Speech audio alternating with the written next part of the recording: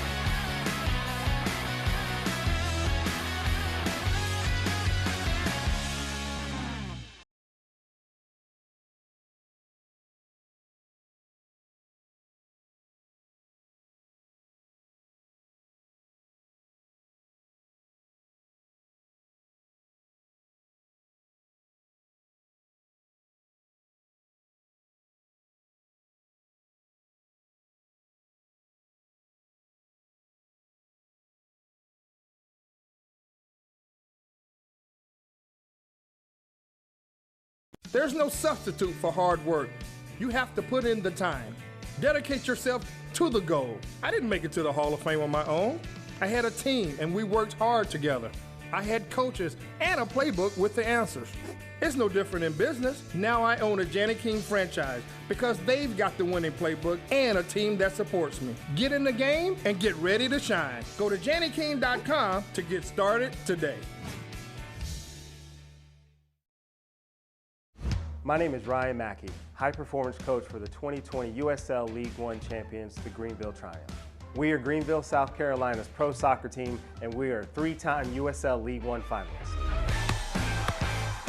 Premier Medical Laboratory Services is a lab that we trust for fast, accurate medical diagnostics, and they keep our athletes on the field healthy and safe. We know we can rely on them to provide the results that we need on our way to becoming the next USL League One champs. Today's USL League One match is sponsored by the YMCA of Greenville, where you discover your community, your passion, and your strongest self. Visit ymcagreenville.org to learn more. As we welcome you back to Greenville, South Carolina for Triumph Tucson Part 3 this season in USL League One. Mark Schoenster alongside me, Ross Davenport. This is always a tightly contested series, Ross, but late in the season, when these two teams meet up, usually there are some implications. There's usually some boxes being checked, some X's being acquired by teams. So let's go back to what's happened throughout the series, starting off with 2019 with Bermudez. This game was insane. Tucson needed to win to stay alive. Greenville needed to win to clinch a playoff spot. Carlos Morensko, who was on the team back then, went all the way up for this free kick, and then down into the empty net was Chris Bermudez to send Greenville to the playoffs and send Tucson home. And then again in 2020, another important matchup. Dallas J with a mistake. All there. It's almost like it's a 1 month rivalry between these two sides. Alex Morel now into the box, and yeah, another big one tonight. Lots on the line for both sides. We'll see. We also don't get any eyes on it, but there was a 3-3 match last year that was crazy here at Legacy Early College. As we look at the starting lineups brought to you by Spartanburg Regional Healthcare System, starting with the Triumph. Just one change for John Hart's, Don Smart in for Peter Pearson, who's suspended with the red. Meanwhile, for Tucson, not a lot of changes here. No, sticking with it. John Perlman's 50th League One game in charge. Congratulations to John tonight, going with what's got him to the dance, as he says. Yeah, if it ain't broke, don't fix it. That's, I think, a very logical conclusion for John Perlman to come up with, as they've been on this crazy run as of late. Both sides readying to get things going here. Greenville in their green, Tucson in their all whites. 65 degrees in Greenville, South Carolina, and we are underway. It's Tucson in the Triumph here on ESPN+. Even with a win, could get in, Mark, but with a loss, so close in that sort of 2nd through 6th spot. They find themselves in some serious trouble if results elsewhere go against them. Greenville think they hadn't picked up those 2 wins in August, those 2 1-0 wins. They'd be outside the playoff spots right now, Mark. They're really struggling here down the stretch. They just can't get things going in that final third. We'll see if they've managed to do it tonight.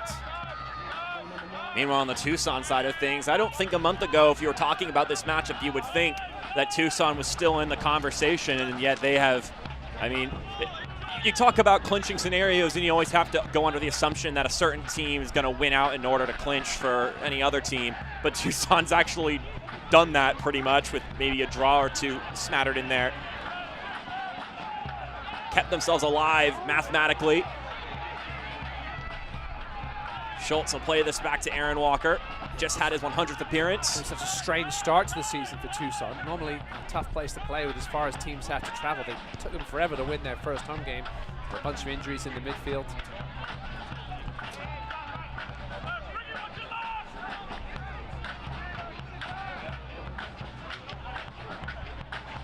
Still plenty to play for Tucson. As I said earlier, they can't be eliminated tonight because the 2 teams in the spots that they care about are playing each other this evening. Yeah.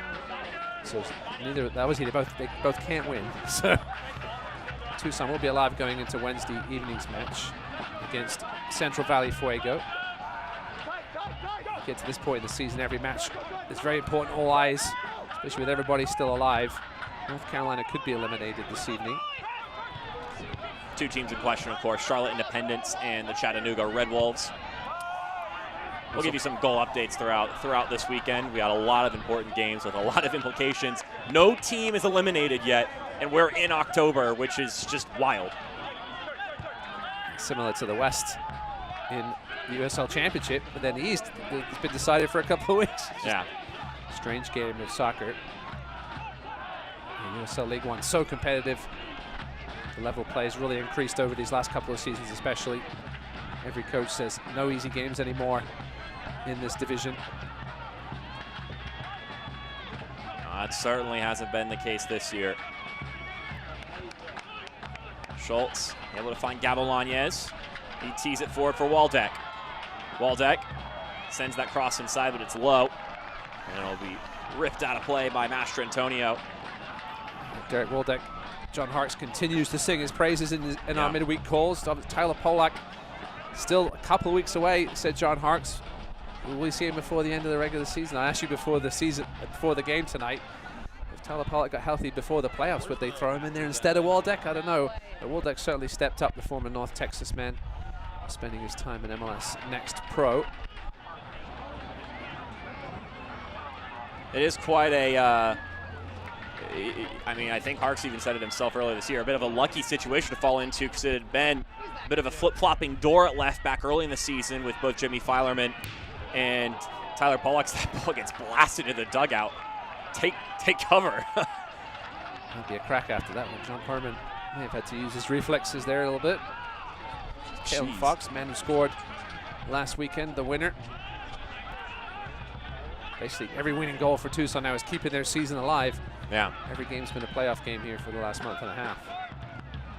We talked briefly, and you mentioned Greenville's struggling as of late as far as getting results, but on the other side of it, they have had some unlikely comebacks down players, 9 men in Omaha, 10 men over in Northern Colorado. John Hark said that the attitude's been great. Players have been stepping up when they've needed to in big moments.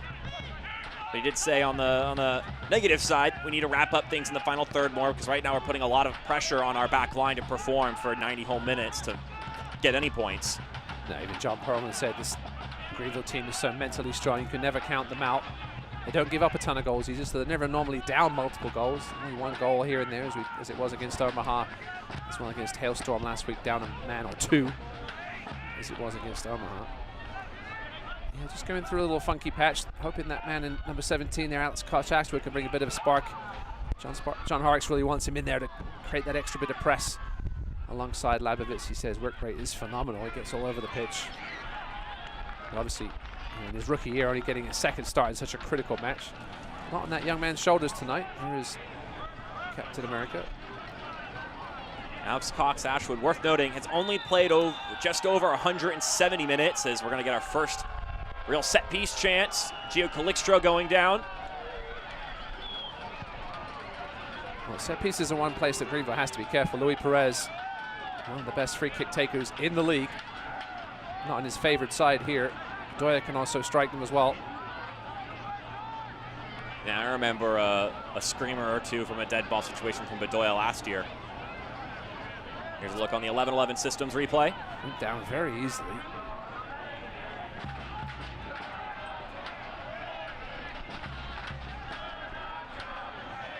So the aforementioned Perez and Bedoya are the two options behind the ball right now.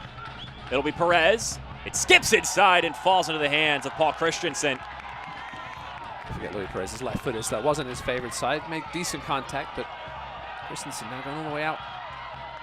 Here's Gavilanes. Lays it for Smart. Back to Gavilanes, and it's just by him. Cleared away by Luca Mastrantonio. Let's take a look at our injury report. Brought to you by Wilson and Engelbart, attorneys at law. Noah Pilato and Noah Frankie are both questionable coming in. They're also out. That ball swings inside, doesn't make any contact. Very early pace to this game, Mark. It's very frantic. Both teams know how important the first goal will be in this one.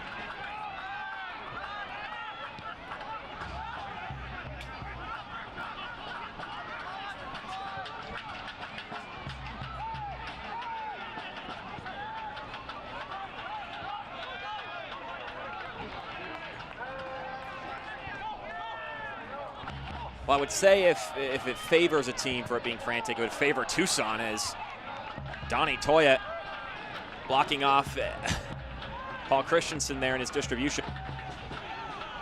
And Christensen's made a couple of mistakes that led to goals this season. Under pressure there, I'm sure John Perlman understands how Paul can be under pressure at times, but he's been a lot better the last few months. Here's our building blocks brought to you by Harper General Contractors for Greenville. They've really struggled to score that second goal. 10 games, only once they've scored multiple goals over the last couple of months. They need that first goal as well. They're very good once they get that lead. Second one will be even better. And listen, you talk to Tucson.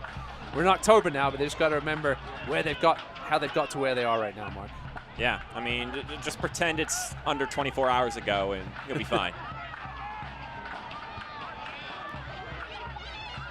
I said a couple weeks ago on a non-Tucson broadcast, just I was talking about Tucson due to the fact that they had scored another goal or taken a lead in another game, that John Perlman needs to, at the beginning of the season, just tell his guys to adjust their phones and their watches and their calendars to August at the start of the year, and maybe they'll be much better for it, so they don't have to try to pull off this crazy comeback late in the season.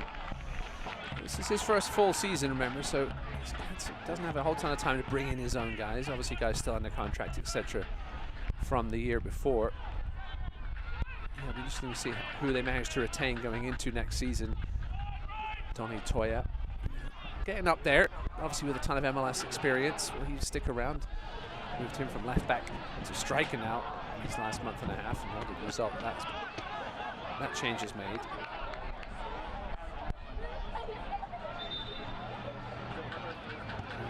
Obviously, the club has great faith in Perlman. His years of going back to USL League 2 with this club. got a chance to come in as interim coach last year. What a job he did. Second year next year will be the big one. Well, that one will go out for our first corner kick of the night. It'll be a PNC's corner for kids. So we got a free kick for Tucson. Now our first set piece for Greenville. Don Smart will make his way over there. But he's got Gavilanes to tap it to, should he so choose.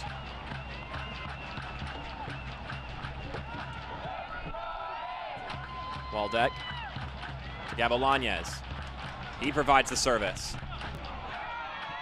And I want to ping around a couple of times. Walker gets it to Schultz. Schultz takes a shot and it's saved by Morancio. Well, Carlos Morancio made some big saves last time they played. And they beat Chattanooga, including a big save against Juan Galindres. It's those small moments, John Perlman said, that are the difference between the top and the bottom of the table. Those small moments are starting to go our way now. Moments like Morancio making big saves for us. It's what Akira Fitzgerald has been doing throughout his years with Richmond and why they're at the top of the table. He mentioned a couple other key things that are going their way, like Donnie Toya being at the top, the most physical 5'8" guy you'll meet. And he said sometimes teams underestimate his capabilities, given his size. And then last but not least, the players believe, and it's now resulting in wins. Although I don't think there was a point in the season where he felt they weren't believing, but it's all clicking together now. No, so many one-goal losses. John Perlman, before they went on this run, he used to say they were the best last-place team in League One history. It's because of how strong they've been playing all their games. No easy, other than maybe one against Richmond early on. They really got blown out in every game. So many injuries in the midfield. It took them a while to get things sorted at the back. The addition of Kinsner was a massive one at centre back. That really solidified things. Able to move Tonweir up to a wing back. And they do really play the 4-4-2. Tonweir more of a fullback by trade. Talking about lineups, John Harkes, when discussing his side, mentioned that throughout the season, of course, he's been seeing all the changes and configurations with injuries, availability, whatnot. He said with a one-position group that he really likes consistency in, and he talked about it a little bit, is that back line. And he said he likes the Schultz, Fricky Lee, Waldeck configuration when possible. He talked about how great it is to see how well they communicate and find solutions on that back line along with Paul Christensen. He mentioned none of them are really yellers. They just all communicate. They're all talking in games and practices. How they want to handle every single situation. Slavovitz threw a hack at though to see if it could disrupt Morancio. Yeah, the Greenville pop has really just been in the center of midfield. Aaron Walker really sort of solid selection there almost every game. Well, every game, I should say. Missing Noah Pilato there. Lucas Coutinho dealing with some injury, really hasn't got the kind of offensive consistency that John Harkes would like to see. Vetton Evans has been great at times, but he hasn't been able to keep things going. Was out for international duty for a while. Here's Kroll. He makes a move. He's able to play across the middle. But only Fricky is there. Here's Alex Cox-Ashwood. Like I was going to say earlier, he's only played over 170 minutes coming into tonight. And for reference, Aaron Walker has played 100 times more minutes than that this season.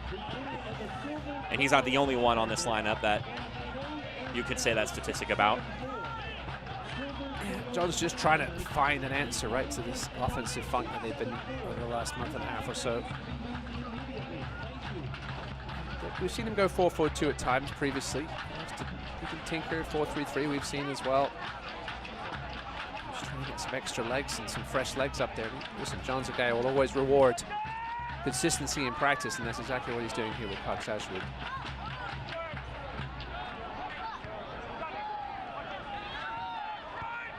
Bedoya has been in a great run of form recently. Plays it over wide. And they'll switch it to the left-hand side now. Here's Weir. Back to Failing.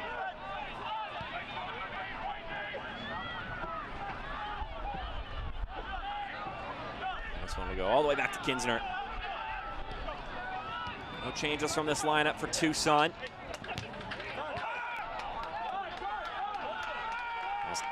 Cox Ashwood brings it down the right-hand side. He's got Keegan to his right, and he'll play it to him. Keegan in the right channel. Play it to Schultz, who now gives the keys to Aaron Walker.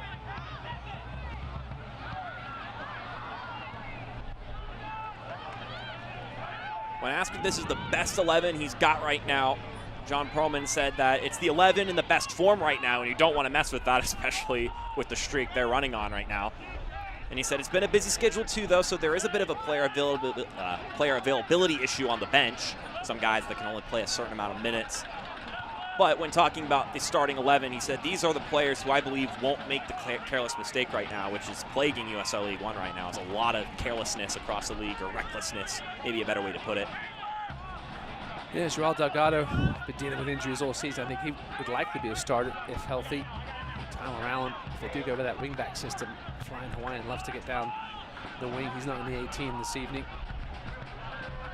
It's not far away though. Listen, the way they're playing right now, you don't want to tinker with things too much.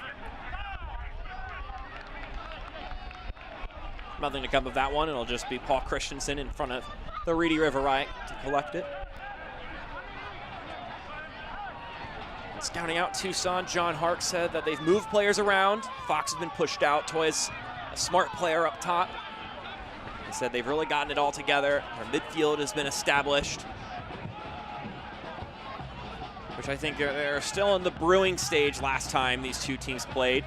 It was back in August. Competitive game, but Greenville came away with the victory, which they've done in both meetings so far this season. It was so long ago, Donald Toya was still playing fullback. Yeah. Before John just decided to throw, listen, you get your best player, put him in a position to score goals, and he's done just that. Yeah. 5 goals on the year.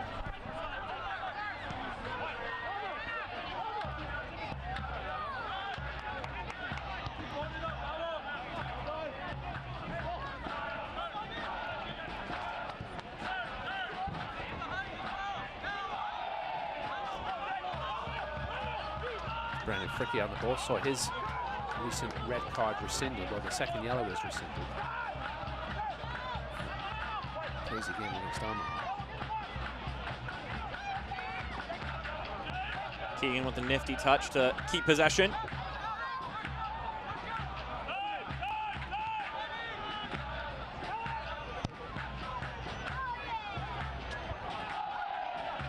When scouting out the Greenville Triumph, or more so talking about what was necessary to find 3 points. We're going to get our first booking. You're just talking about yellow cards.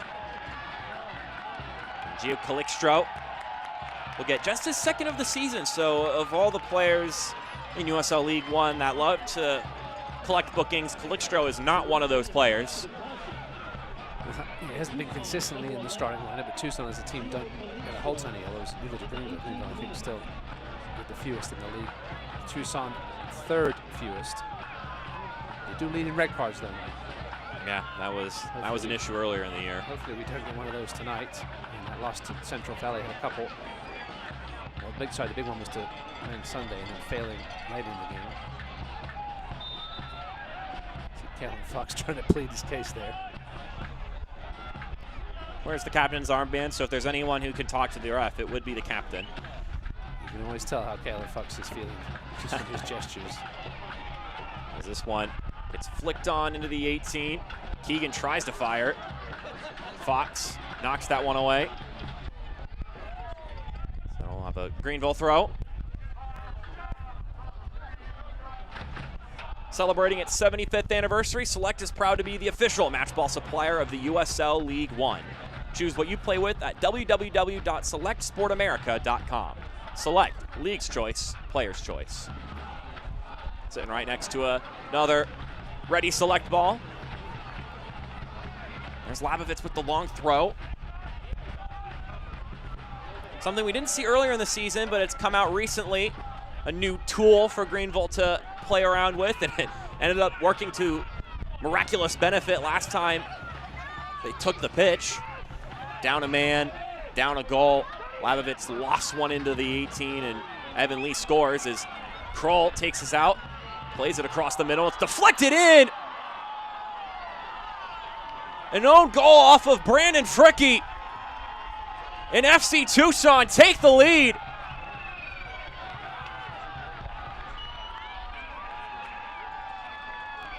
This Tucson team can be dangerous on the transition. Greenville defenders caught upfield. It was Don Smart back there defending. Here's a look again on the 11-11 systems replay. It's Costa-Axwood chasing back. And it's unfortunate for Brandon Fricky. Committed, unlucky. It's a good ball in by Kroll, though. Had to make Fricky make a decision. He decided to go to ground. Perhaps didn't need to. There's really only Calixto in the vicinity. It's a costly goal. Greenville now having to play from behind, something they're not particularly good at. They've had to do it in recent weeks. We talked about it in the keys. Greenville, it's quite a dichotomy between what happens when they score first and what happens when they concede first. They're the only team to not lose when they score first, but they're also the only team to not win when they concede first. So those 2 points they've got the last 2 weeks with stoppage time goals could be crucial come down the end of the season, but you can't continue to find yourself in a deficit, especially when you're struggling in that final third. We've seen them have plenty of possession in there tonight, but really haven't forced Rancio to do a whole lot yet in this first 20 minutes. Well, here's the second key that John Perlman talked about when he was discussing what needed to be done in order to win this game. First, he said that we need to take our chances that come to us. Greenville are great at doing this, where they don't play great games but still get results because they just take what's given to them. And then he said, once we have the lead, we need to keep a hold of the ball. Don't let Greenville do their thing. So we'll see as this game goes on, how much is Tucson going to value possession and keep things in their corner. 7 of Tucson's 9 wins this season have come after scoring the first goal.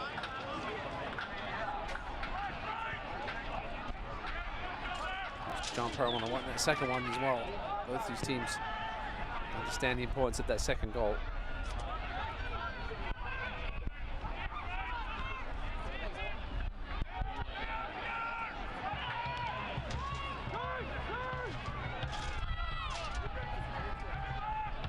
Worth noting, once again, Greenville just not the comeback team. No other team in League One has that goose egg by that record when it comes to victories after conceding first. Well, that's the interesting thing, Ross, and we've seen in League One these past 2 seasons, especially this year and last year, that there's some chaos. Chaos occurs, there's some wacky games, but I never really associated Greenville with those games. Usually they were not a part of those matches, but then recently they've been knee-deep in some of those crazy comebacks, wacky games, but it seems like no one's been safe from it recently. But it's definitely something that separates them from other clubs in League One, and the fact that they've been less associated with those kinds of matches, but they're getting dragged into it now. It's all your fault, Mark. Started with that 5-5 game. And it's all gone a little sour since then. You did have those 2 big 1-0 victories that, as I mentioned earlier, without, it would be outside the playoffs looking in right now. It is such a fine margin right now, because you would think a team that's sitting in second place would be very much clear of playoff contention, or maybe clear of worrying about elimination, excuse me. And yet it's not a very large margin indeed. So here's where Alex Cox-Ashwood can be of handy, providing some of that pressure along with Jacob Labovitz, providing some of that youthful energy up top. Well, Greenville are going to need a couple goals. Something we hear a lot from coaches, Ross, when discussing how they're feeling about a certain matchup or a certain week, is coaches will say, oh, we've had a good practice and training's been good this week. Well, I decided to ask John Harks, well, what's the criteria for you to come to that conclusion? And he said, well, usually a good practice is purposeful. The players understand their roles and hold themselves accountable for it without us having to remind them at any point in time. And each week they sort of develop points that need to be reached in training, and when they're reaching those points and reaching them early, then you're in a good spot. That ball looking for Labovitz, only finds Luca Mastrantonio. And he said in training this week, we've done really well in our final third drills and practices, and we're gonna need that to translate onto the pitch today. Need at least 2 goals to find 3 points. I'm sure at home that's the standard, and nothing less will be really acceptable. The thing with Greenville is that there's no sort of one player that you're like, we have to keep an eye on this guy. Right? Gamelanias can be a game changer on the wing when you get him in space. Labovitz can be a great finisher. Get to that in a second. As Gamelanias decides to let that fly from way out. Marancio had to make effort to handle the pace it had. It went straight at him, but it packed quite a punch. Yeah, look at it here on the 11 systems replay. Got a good strike on it. Ball was moving a little bit. Marancio with a good 8-yard bounce off that one. Should be doing a little better. As mentioned, Greenville always known for their defense, right? Tucson, you've got to keep an eye on Donny Toya. Louis Perez can beat you with his skill in the midfield. Greenville just don't have a player. You've got 2 rookies playing up top. Just don't have that player in the midfield. You've got to say, hey, we've got to keep an eye on this guy. And this Tucson backline, along with Marancio, has been solid of late. Only 2 goals allowed in their last 5 games. Well, one of those additions to that back line, Eric Kinsner, just 19 years old. I think he's been pretty instrumental in the change formationally for Tucson. And talking to Kinsner with John Perlman, he mentioned if you watched the game on Wednesday between Central Valley and North Carolina, Rincon in that game, youngster, was the brightest player on the pitch that day. And he said if you look at that game, it shows you that you can play young guys in critical moments, and Eric is perfectly capable. We ask him to be confident. He needs to fit our tempo. He needs to be good in the air. And on top of that, he's been durable, dialed in. He's been very good with his body preparation. Yeah, loan from Tacoma. It'll be interesting to see if they can somehow manage to make him a permanent signing. What an addition he's been. We have a goal in North Carolina. It won't please Greenville fans. Union Omaha with a 1-0 lead in the first half there. Corey Herzog once again. So that drops Greenville now 3 points behind in third in the live standings. Also worth noting, no team eliminated, but if that result holds, that would mean our first elimination in USL League One this season. North Carolina FC would be out of the playoff discussion. Tormenta and Charlotte, if they can pull off wins, Greenville could find themselves in 5th by the end of the weekend. Wow. Well, that's the other thing. If Greenville can come back and win this game, they clinch a playoff spot, which is just, again, I mentioned earlier, the dichotomy of just a couple of small things. It's League One. And what else could you ask for? Every game means something. Even with only a couple of weeks to go. Reaching everybody alive still, at least until the end of tonight. And again, North Carolina could be the first team eliminated. Here's Perez with the free kick. That one gently floats into the 18. And Don Smart getting it off to the races. He's got Alex Cox-Ashwood dashing on the right-hand side, but he wasn't able to find the lane to get to him. Here's Schultz.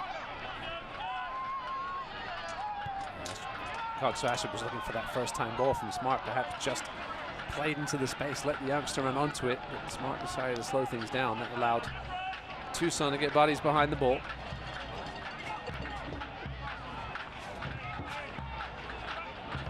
Carlos Marancio will boot this one back into the air. Those games in hand are going to be important, Mark.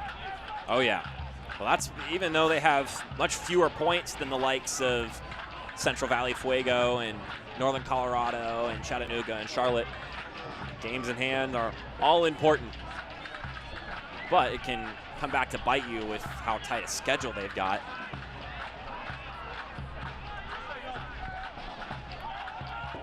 Non-stop soccer for them. Because this is, we've got only 2 more weekends left before the playoffs start. The weekend after, of course. I've been banging that drum. If you're a USL League One fan, you can't just watch your team now. You got to tune into everything you can.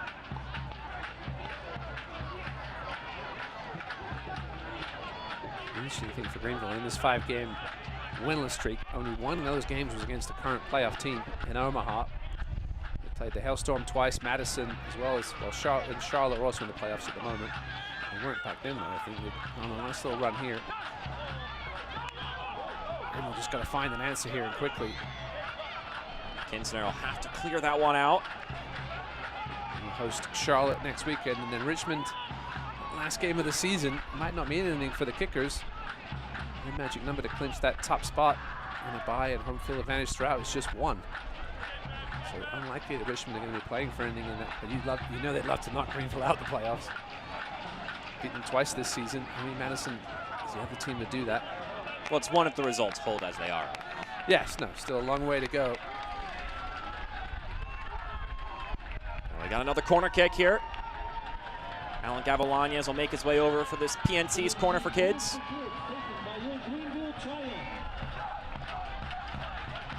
Shooting Tucson 4-1. Did Tucson have a shot? They have that one. Christensen had the one. Yeah. They'll take this one short. Smart. Schultz. Waldeck can wind up. Waldeck will fire.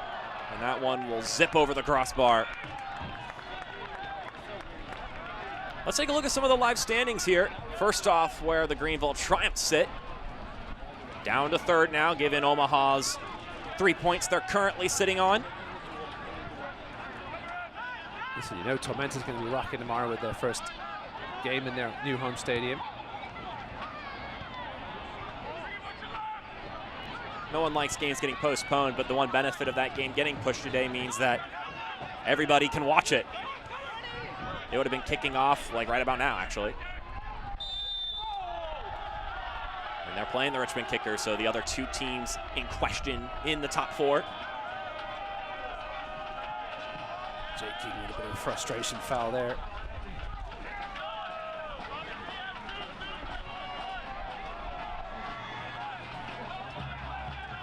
There's a look on the 11-11 systems replay. Just extended it. He'd been right if he'd gone shoulder to shoulder. Just extended that left arm. Tyron Weir, not the biggest guy in the world. Yeah, but he's not exactly the most fun to play against. Been called a pest by John Hurlman. That sums him up nicely. They're going to stop running. Service comes in. Fell down in the penalty area, and then Perez will send that one sky high. I've seen him score from out there this season on second balls. Good work.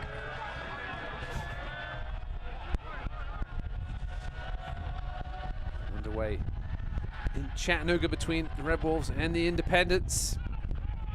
That one with massive playoff implications, obviously. I mean, once you're finished watching this game, I would highly recommend tuning into that one in its conclusion. Those are 2 volatile teams. Charlotte with 3 straight wins now to vault their way right up into the playoffs. A lot of offensive talent there in Charlotte. Yeah, if Charlotte end up making the playoffs, which they're in a good spot to as of right now, that's a playoff game you're not going to want to miss. That's going to be madness. I think Charlotte might be the one team I really don't want to have to face in the playoffs, no matter where I'm playing them. Tormenta and Chattanooga could be a little up and down, but Charlotte, if they get things going, it can be scary. They do have some experience in there as well, if you need when it comes to the postseason. I mean, Ibarra, Oberton, those are guys who have seen some things already. Yes.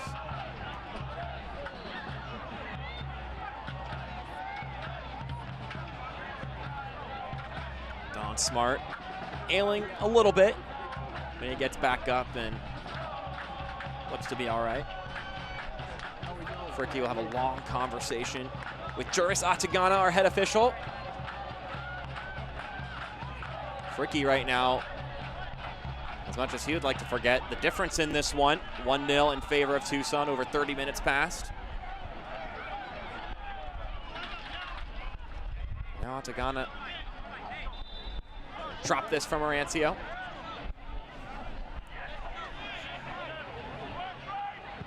There's a brief look at Alex Cox-Ashwood. John Hark said he's a guy who fights for everything.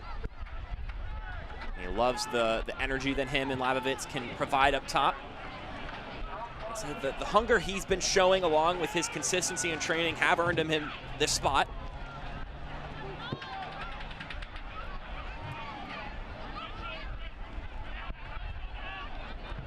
I'll just take this one moment for either him or Labovitz to jump on one of those passes that are a little lackadaisical going back to create an opportunity. We've seen that from Labovitz a couple times this season. So on the Tucson side of things, you have to keep your head on a swivel. You can't take any pass for granted. You've just got to get the service. John Hark's about this. You know, why Labovitz has been struggling so much of late, just hasn't been getting the service. The kind of striker he needs. He's a finisher. He's a poacher. He's not a creator. I mean, during that stretch where he was scoring week in and week out, they were funneling him the ball. Like, it was like clockwork.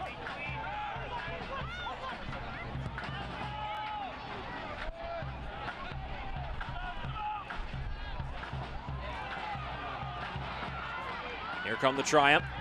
Service comes inside. No one's around where it lands. Keegan, though, jostles for it. Can he keep it in play? He can. And now Smart will skip it. And now Waldeck gets deflected. Headed on by Ashwood, and it falls through the hands. And did it go in? Yes, it did. The Greenville Triumph find a response in the madness. And it's Alex Cox-Ashwood. His first professional goal. It was all about the hard work of Jake keeping that ball there. Carlos Marancio thinks it went out. He's trying to make up for that mistake. It looked like the header was just going to go straight into his hands. And instead it went straight through them and across the line. Yeah, let's take another look at it. Initially, that ball was bouncing around. Waldeck's shot was blocked. Ashwood's there. Marancio. I think that went across. He definitely did. It was just because he was falling backwards. It made the grab a little more difficult, but listen, a professional goalkeeper should be grabbing that ball out there. Yeah. There's no question about it. Did it graze the crossbar? It may have Sure. grazed the crossbar and just slightly affected the trajectory. And that was enough to cause a miscue from Carlos Marancio. But Alex Cox-Ashwood, the Frenchman, with his first goal, brought to you by the YMCA Greenville.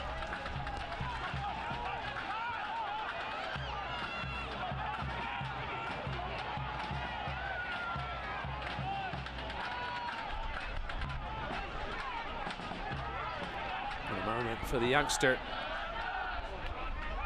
just popped up right where you need it to be. Certainly still had some work to do, especially Marancio right there. You know, sometimes coaches tout a player in lieu of a game and build up to a game, and there's a reason for it. John Harks could not stop talking about Alex Cox-Ashwood, and it's interesting because of how few minutes. You can't help but be a little bit skeptical about it, but he's come in and made an impact on this game. So more credit to the coaching staff at Greenville for recognizing the kind of form he was in training to leave an impact in this game. Now everything's up to question again.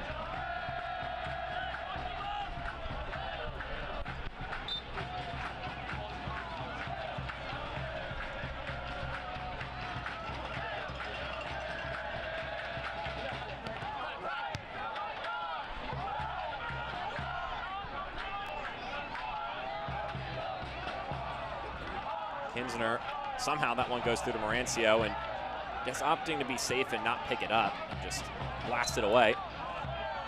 Now we're going to get a free kick for Tucson that they'll have to retake.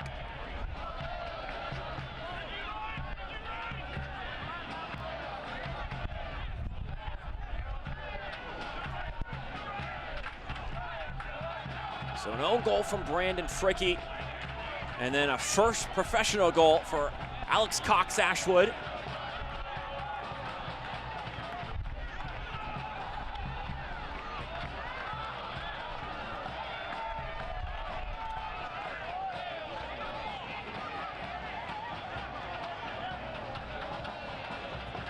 We'll see how Tucson responds after losing the lead. They haven't had that happen too frequently recently, and they usually have been taking the lead and then keeping a stranglehold on it.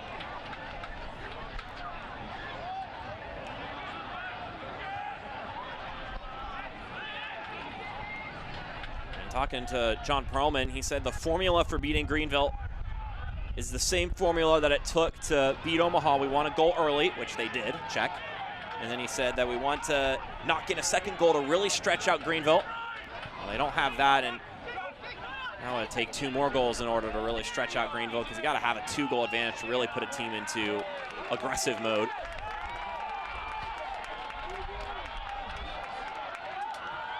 And Labovitz gets that one escorted away by Luca Mastrantonio. Great work back by Jake Keegan. Made the sliding tackle and almost a beautiful ball looking for Labovitz. Kinsner just over there to disrupt.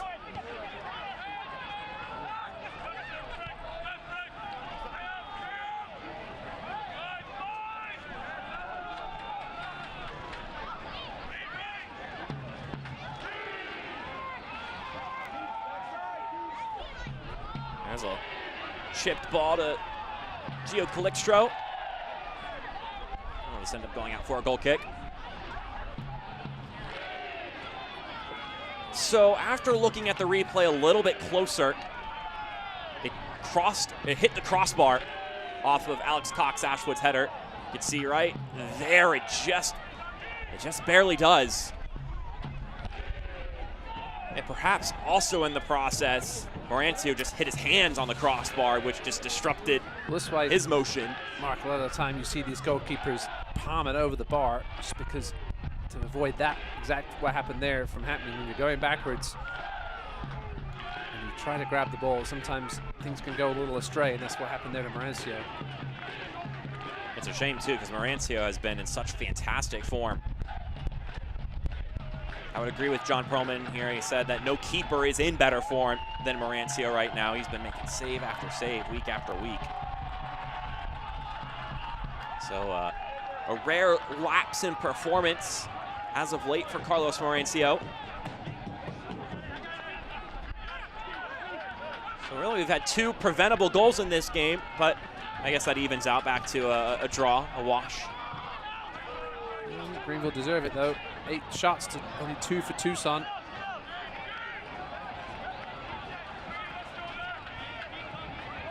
Possession very equal so far, 50.4 to 49.6.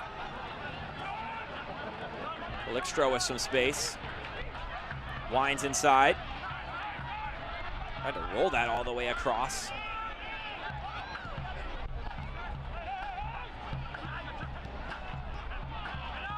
Worth noting, Greenville have only tied the game 6 times this season, counting the goal earlier, which is second fewest in the league, behind only Tormenta, who only have 4 of them, which is interesting to think about. Only 4 times this season Tormenta has tied a match with a goal. Bit odd. Speaking of goals, we've got an early one in Tennessee. Chattanooga with a 1-0 lead over the Independents. That certainly won't please certain teams. Here's Greenville, though, I think. I'll say this.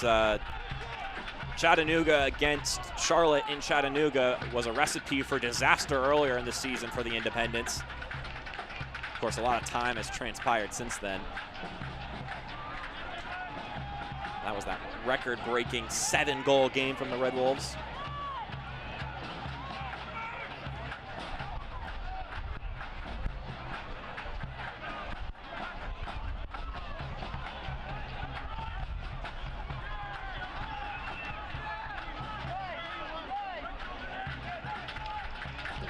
If you want any team to look at to really exemplify USL League One this season, you just look at Charlotte. They lost 7-1 in that game against Chattanooga and then turned around and immediately won 6-2 against Madison that weekend. Not even a week separated. Mo Espinoza continues his hot form with the goal for the Red Wolves. Nearing halftime here. An own goal and a first pro goal are what we've seen thus far. We'll catch you up on all the highlights from Wednesday and last weekend in the Oxford Barber Company halftime show. So be sure to stick around for that.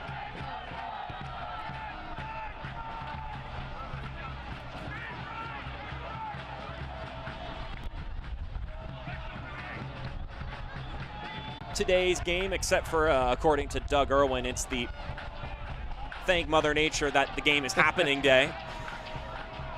Listen, we weren't sure earlier in the week if this game was going to take place or it was going to take place in some severe weather, or at least a lot of rain. And it's a beautiful night in the end. You just, listen, sometimes the forecasters get things wrong. Oh, there was a lot in the air. Further east. Stoppage time brought to you by Engineered Sleep, the best handmade mattresses in town. Visit engineeredsleep.com for better sleep. Just 1 minute. And we'll get you to halftime. Have a chance to refresh your drinks and do whatever else you need to get done whilst you don't need to keep your eyes glued to the screen here on ESPN+.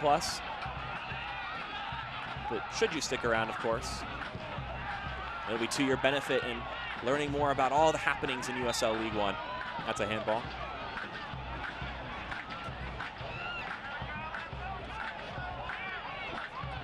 Although there's nothing happening tonight for Greenville, next weekend will be their fan appreciation night, so there'll be a bunch of fan giveaways, section giveaways. They'll raffle off their game-worn blue jerseys.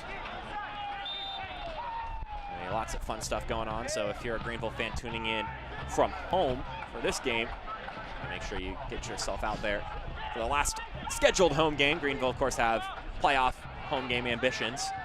Perez is able to win a corner kick. Let's see if Atagana will allow it. It seems like he will. Nope, never mind. Bit of a psych out there from Jervis Atagana. Point to the corner and then blows his whistle. See what the Tucson players feel about it. Normally, referees will allow that one final set piece, but not in this case.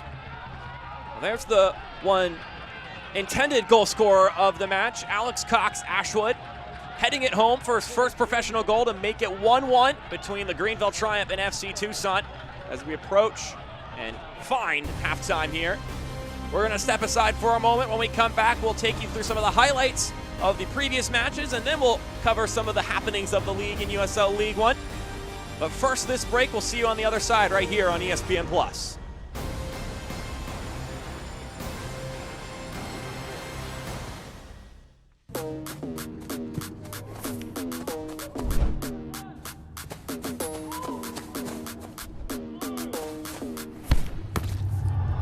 Is that a meatball? What the? Oh yeah, it's meatball time.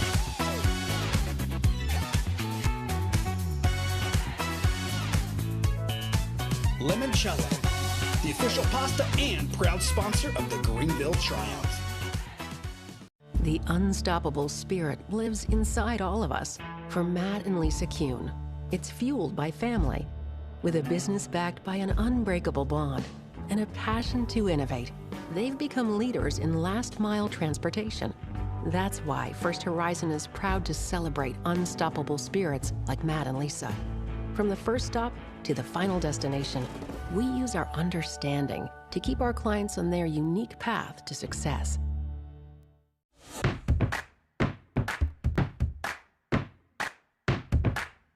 When you donate blood with the Blood Connection, you're helping to save lives right here in your community.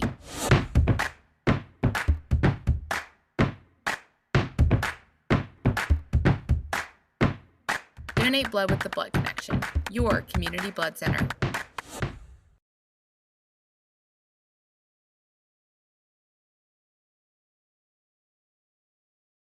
This is no sleepy-headed kind of forward-thinking pilgrims of change, like you.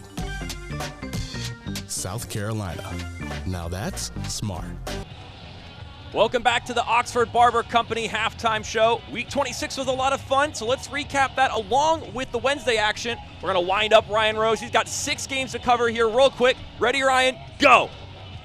Busy night Saturday, Richmond hosting Central Valley. Fuego has won 2 out of 3 to stay near the playoff line. Here's Jonathan Bolaños to Ethan Bryant.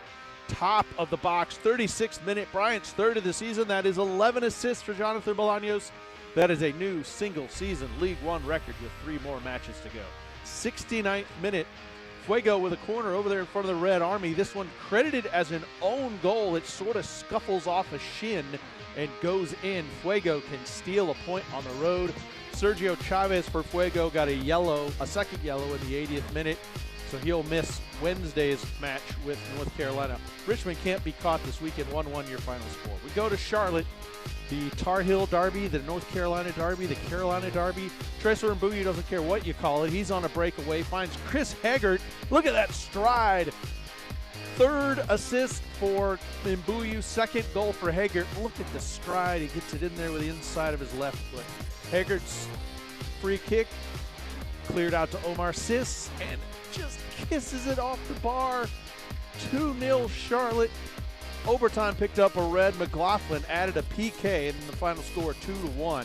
3 wins in a row for Charlotte. Tormenta Madison, a nasty, nasty night in Madison. Lots of rain. 49th minute, off a corner, failed clearance to a backpedaling Josh Phelps, his first goal of the season. He's had 1 goal in each of his last 3 seasons for Tormenta. It was a red card by Mbake Jamin the 46th minute. He'll have to sit out a match. That goal stood up a 1-0 win, and Tormenta starts the weekend in 4th place. Northern Colorado, Greenville. Northern Colorado's won 3 of 4. Greenville's last win was August 20th. Double poster, post, and then there's the man to put it in. Irving Parra, 12th goal of the season off the Lukic double post. 90+1. Greenville with another Rasputin goal here. The throw-in parried by Olsen, cleaned up by Evan Lee. 126 professional matches for Evan Lee. That's his first roundhouse goal. It was Chuck Norris style. Look at that beard. That's his first goal for Greenville, and it is 1-1. We finished the night Saturday in the desert. Tucson 3-0-1 in September. Chattanooga 5-1-5. Beautiful pass here. Gio Calixtro flips it to Kalen Fox. Pass Davilaz, 2nd goal for Fox, 1st assist for Calixtro. DJ Benton got his 2nd yellow in the 67th minute. He'll miss the Charlotte match tonight. Tucson comes away with the win. It was 2-1. Each team had a PK in the first half. We go to Wednesday, Central Valley, North Carolina. Central Valley could get in the 6th with a win. North Carolina trying to stay alive. Nicholas Rincon right here. He's 16 years old. Gets his 2nd assist for North Carolina. McLaughlin gets the goal. 14th goal for him, 2 behind Terzaghi. 2nd assist for Rincon. The first one was when they were at 9 men at Omaha. 29th minute, Christian Cheney, another highlight reel goal here. Boom sauce, the back right corner. 1-1 your score. This game had all sorts of entertainment going on. 68th minute, the score still 1-1. And here he is again. Off the assist from Luis Arriaga. Rincon, now the youngest player from an independent club to score a goal. Sam Strong got a red card. He'll sit out Saturday. 2-1 your score. Oh, we got through it. More halftime coming up.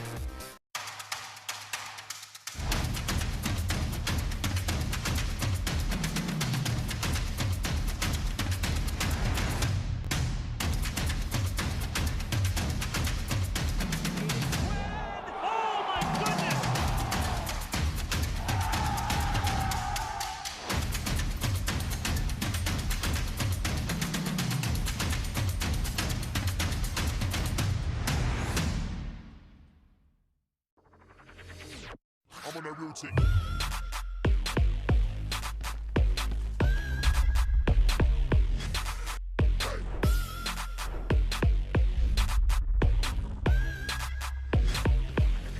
I'm on that real tick.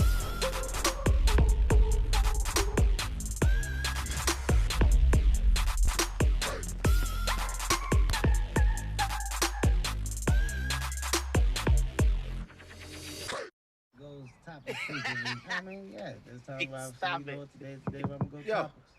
Roll it down. I am. You don't need a car to listen to Sirius XM. You can listen anywhere. You know that, right? What? Kevin Hart's Laugh Out Loud Radio. Kevin, you could use your phone. What? What? Alexa, play Kevin Hart's Laugh Out Loud Radio on Sirius XM. What? This is how I know you're getting old. I guess that was it. What?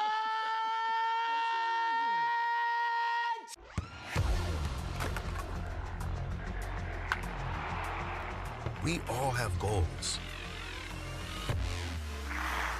But let's be honest. Most of us aren't going to be professional athletes. But if your goal is to finish your degree, we can help. Come to a university that puts your goals first. Bellevue University, your partner in finishing goals.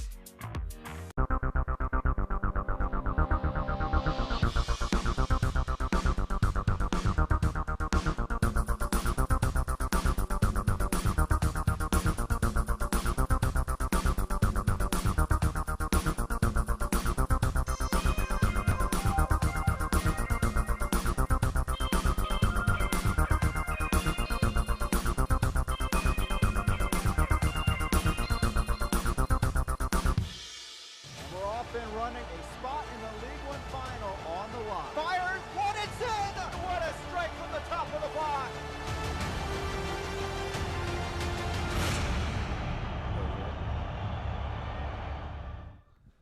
The USL playoffs presented by Hisense are just around the corner, Ross. We talked a little bit how Richmond have punched their ticket. Tucson have kept their hopes alive. USL League One soccer, though, who knows what we're actually going to see in those 6 spots once October 15th rolls around. Even you just look at the scores tonight, everything seems to change every 5 minutes, and still tons of fun to come before the playoffs. As we look at our team of the week, Breck Evans, the goal-scoring threat on the back line for the Hailstorm, getting a brace. And just, I mean, he's been fantastic. Also, Evan Lee worth highlighting. And then 4 Tucson players given their run of form, though. It's not too surprising. No, deservedly so. Some great goals from Omar Sis, Christian Cheney as well. As we take a look at the scoreboard from around the league, including some of the scores from last week's action. Chattanooga up, Omaha also up. Yeah, North Carolina trying to hang on. They need a win in that one to stay alive.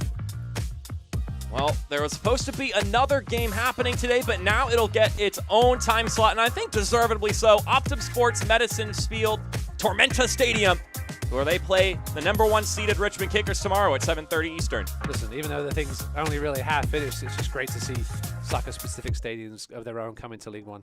Absolutely. Plus. At Stretch Zone, their certified practitioners perform each stretch, which isolates and stabilizes those muscles. They do all the work, you get all the benefit. Whether you're looking for increased performance or greater mobility, Stretch Zone can help you realize your goals with their stretching sessions. I've really found a difference in the flexibility in my knees and my walking pace and whatnot, so I'm very pleased with the progress in 2 weeks.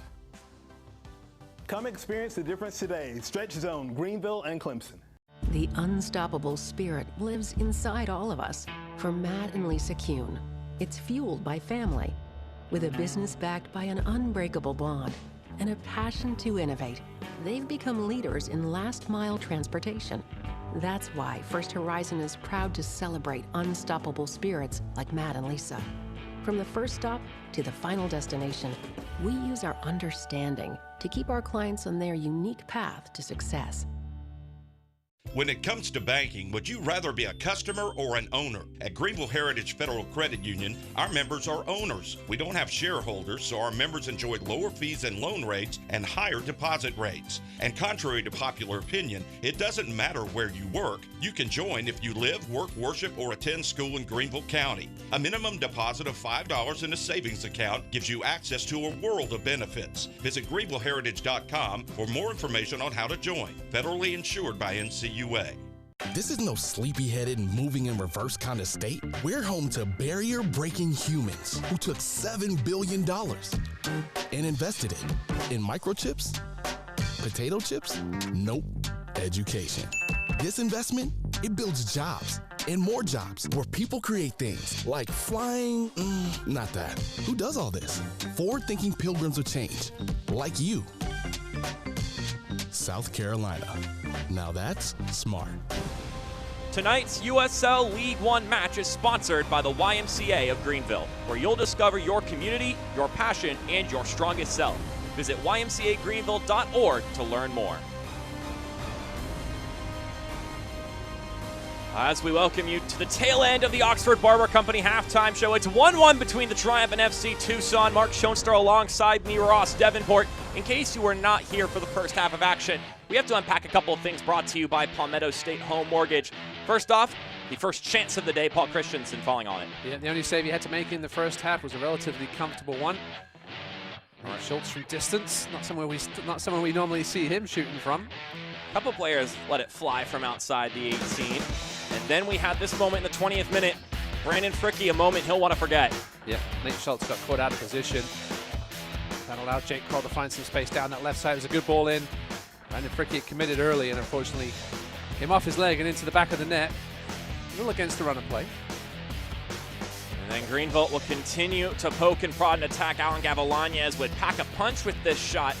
Moranci wouldn't handle it cleanly, but he would get the job done. It would be a moment later that Moranci will be having second thoughts about, as we see here. The ball bobbles about, it pops up. Is that a first professional goal? Yes, it is. Alex Cox-Ashwood heading that one in like a limoncello meatball. Making it 1-1 for the Greenville Triumph, and FC Tucson just gets through the hands of one Carlos Morancio as we look at the Warehouse Services Incorporated stats. Yeah, Alex Cox-Ashwood only had 9 touches in that first half, but that was the critical one, as you see there. 8 shots. Listen, earlier in this season, Greenville were peppering goals, just not finding the back of the net. That was a huge one in this first half of Greenville, but they were looking for a second, as we talked about. They haven't been able to do that recently. Efficiency with his touch is worth noting. Alex Cox-Ashwood has only touched the ball 9 times in 45 minutes, but one of those was rather key to the scoreline as it stands right now. So take a look at Jake Wabovitz, his rookie counterpart, who has scored a couple more goals this season than Alex Cox-Ashwood, but Greenville will be looking for one of them. All right, preferably it could be anybody, though, to find another goal, get 3 points, and lock up a spot in the playoffs. Meanwhile, Tucson will be looking for a response of their own and continue this great run of form they've been in. Jervis Atagana whistled off a corner kick opportunity for Tucson to end the half. Let's see, after some pep talks in the locker rooms, which of these teams will come out here in the second half and make something happen. Historically, there has been drama in this game. They meet up late in the season, so buckle up and get ready for whatever's coming. And we're underway.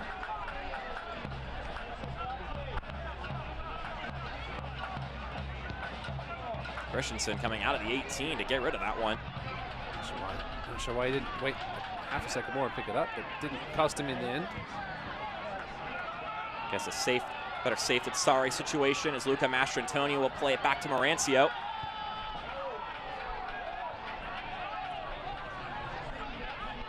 We are somehow keeping that one in, flicking it off of his head.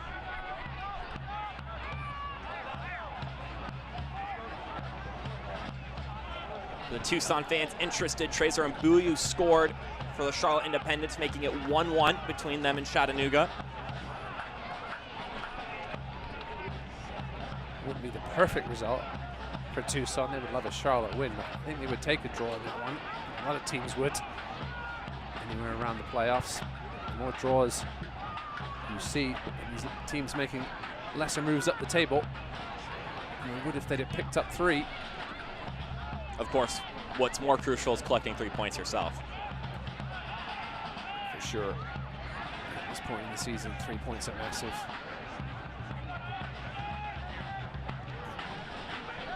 Greenville would love to have that playoff spot in the bag heading into the final 2 games. And then just perhaps look for that second spot. First spot seems a little out of reach at this point. It's Richmond, the early collapse.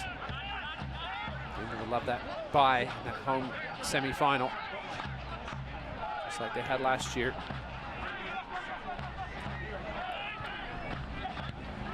I think the odds of a Richmond collapse are astronomically low, though. I think I've talked and listened to 4 different coaches this week as Alex Cox-Ashwood makes this one going. Keegan moving his way inside. Sends that ball in and it'll be denied and will skip out for a throw. No, as John Perlman said to us in the week, Richmond have been the most consistent team. Yeah. This the year. They've had a couple of funky spots, but they've been, a game or 2 with longer spells.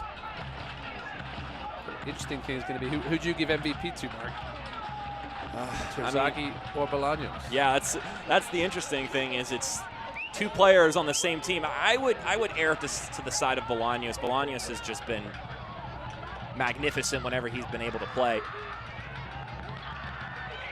So that ball gets cut out of there, but Evan Lee's back into the fray. That ball popping up into the air a couple more times. Lee once again getting on the end of it. He scores one, Mark, and he thinks he's got Leo Messi. Gavilanes is now trapped in a corner. And that'll be a goal kick. Now we are talking, it's been a long time since Evan Lee has scored a goal. Yeah, 2015, back in his Ohio Wesleyan days. She scored a handful of goals there. As I said on Twitter, and just need Tyler Pollock now to find one. He still doesn't have one as a pro.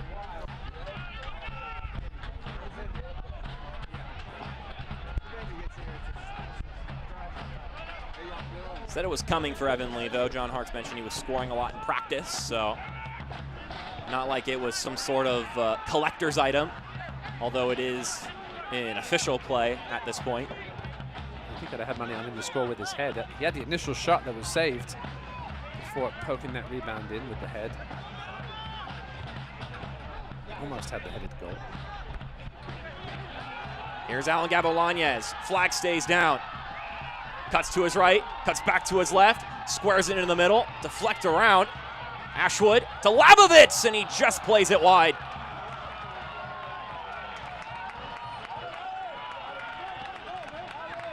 Well, that's the kind of stuff Alan Gavilanes can do. He's so fluid with the ball at his feet. He can jerk left and right so easily.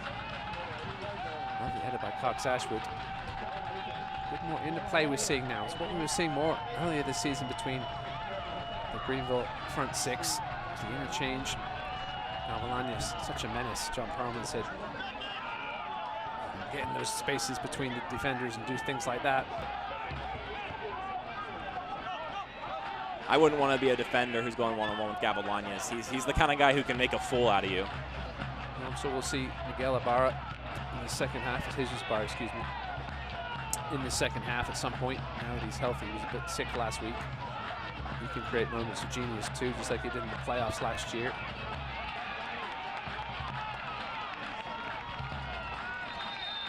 So to start things off here in the first 5 minutes, Greenville the ones pressing more for that second goal in this game. Let the experienced team at Fifth Third Bank help you achieve your financial goals. Perez with a strange yellow.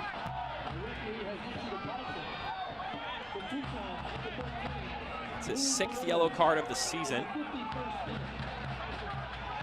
Yeah, referees have been focusing on this. Yeah, there it is.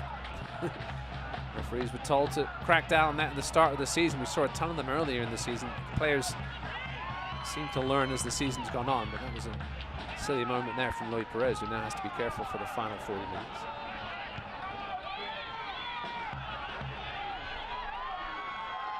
Here's Alex Cox Ashwood. Decides to take the shot.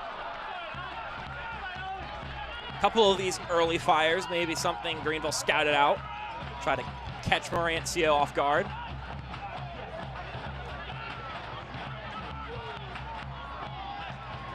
Talking about this run of form that Tucson had been in, when asked about how it came about, John Perlman said it starts from the back going forward. So Morancio's grown tremendously. Our back line isn't super flashy, but it's super steady. We've only conceded 2 goals in the last 5 games. Now you can say 3 in the last 6, but which is still pretty good. And then he said Tarn, Gio, Donnie all come back and defend ruthlessly. Here's a moment of opportunity. Cox Ashwood tries to curl it. It's saved. Trying to find that side netting. Morancio is able to knock it away. Greenville with a solid start to the second half. You can clearly see what's on their mind. They want that second goal, one that's been so elusive over the last 2 months. So we've got our first PNC's corner for kids in this second half. Alan Gavilanes will provide service, unless he decides to play it short. And he will do the latter. Schultz back out to Gavilanes. Dribbled that one in with his left boot. Perez getting a push on the back, and winning the free kick for Tucson. Cox Ashwood made better contact on this one he did with the first one. That could have deflected. Anyway, Mauricio saw it well. Definitely made some contact with Kinsner as Weir goes down. No foul will be called by Jervis Atagana or either of his assistants.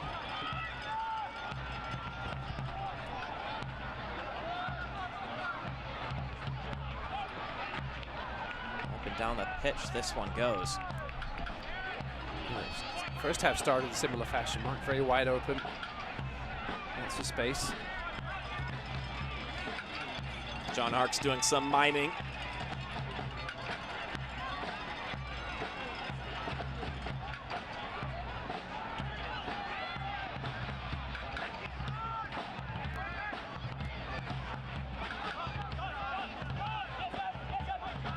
There's Evan Lee. Across midfield. They're confident in him driving the ball forward if he chooses to. Waldeck to Keegan. That one getting deflected away by Mastrantonio for another PNC's corner for kids. There are the beanies they're giving away today.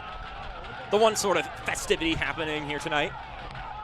Into the colder part of the season. Still over 60 degrees though. Waldeck plays it back over to Gavilanes. Sends the cross in. It bounces one time. What's he doing? No one making contact with that ball. Mauricio screaming at Kinsler. There's miscommunication. Mauricio should definitely have come for that ball.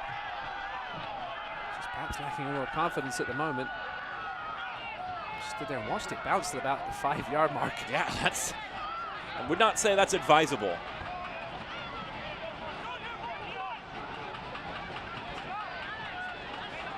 You might need these beanies if they're going to travel in the playoffs, Mark. There's some cold spots they could find themselves in. I remember Omaha last year in November. That wasn't warm. Northern Colorado, perhaps. If they sneak into the bottom end of the playoffs and Greenville finish second or third.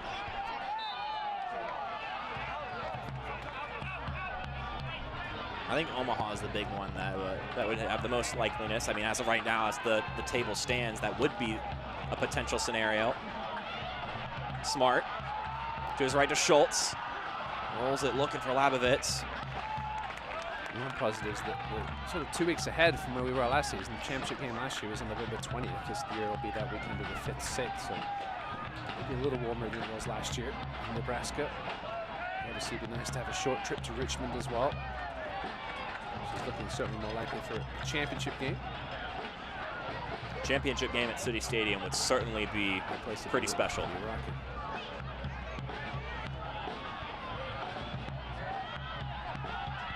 Well, still on the 18 before someone decides to hit the eject button.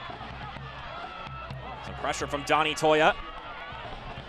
Speaking of Richmond, if you have a chance, they did a great 18-minute video piece on Emiliano Terzagi's story. You can check that out via the socials or on their YouTube. Weird. Lets one fly. Nothing too dangerous for Paul Christensen.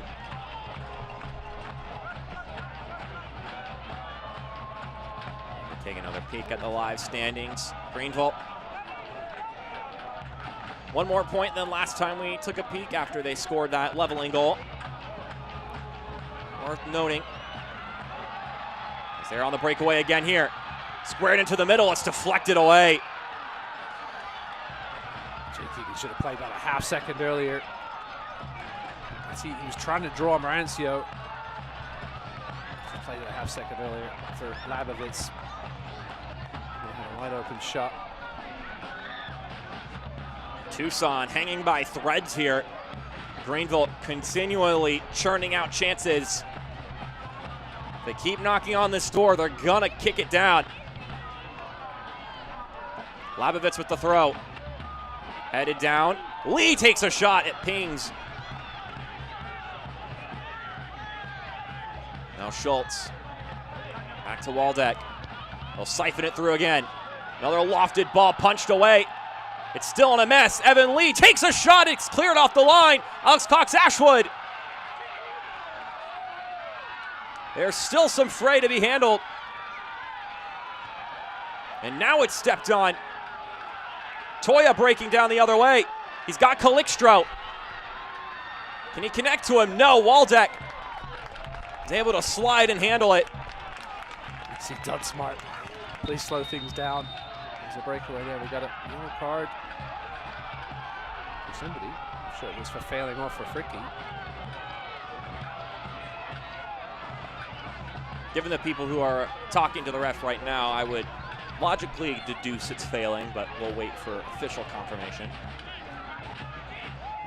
If it is to failing, John Palmer was talking about, he was hanging around on 12. And I'm not sure how I don't know if you get a certain amount of yellow cards. Just taking a look at that craziness right before this. Absolute madness. Derek, Evan Lee almost had the second goal in as many matches. Cox Ashford had a great chance, and then he was going the other way. Great work back from Waldeck. Adjusted the line of his run just slightly. It was good enough for him to get a toe on that one. Knock it back to Christensen. That replay brought to you by 1111 Systems. So it's actually going to be Brandon Fricky that was given the yellow card. His third yellow of the season. So I guess all those Tucson players who were talking to Jervis Atagana had a different topic of conversation to cover.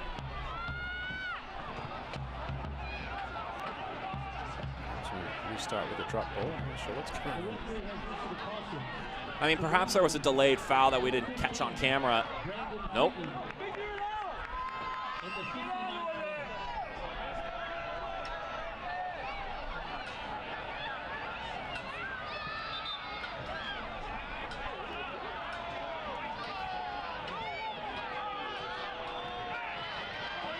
So we're going to get 2 subs for Tucson here. First off, Fernando Garcia going to come in for Gio Calixtro. Calixtro riding on a yellow card, so they'll look to see if he can fill in his place, Fernando Garcia that is, to help them create some chances. Meanwhile, Charlie Matchell will take the place of Burke Failing. But we'll have to hold another minute before they actually make their way into the game. Also, Jesus Ibarra getting himself prepared. Yeah, John Perkins not going to wait any longer. He's going to throw everything at this game for the last half hour. Garcia, more of a central striker than Gio Calixtro. And Matchell certainly more offensive-minded than Burke Failing.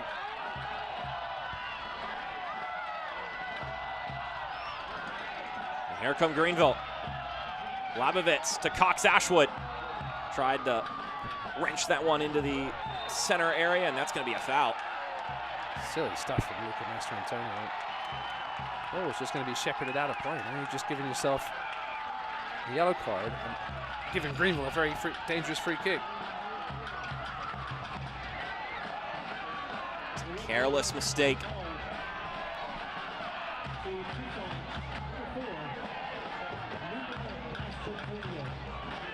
There is.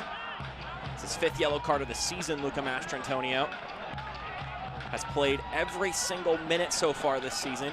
And now we're going to get these substitutions. So Matchell in for Failing, Garcia in for Calixtro, and then Jesus Ibarra is going to come in for Jacob Labovitz, which is an interesting decision by John Hark. So I'll be curious to see how that pans out formation-wise. All these substitutions brought to you by Spinks. Certainly not the player I was anticipating getting subbed out, but a plan is in place. Pretty quiet evening. There's Labovitz. Ibarra's pretty comfortable playing in that 10 role. He's certainly not a natural center forward, so he'll perhaps play a little withdrawn off Alex Cox Ashwood. Might feed the guy who's making things happen. But here we're going to get a free kick.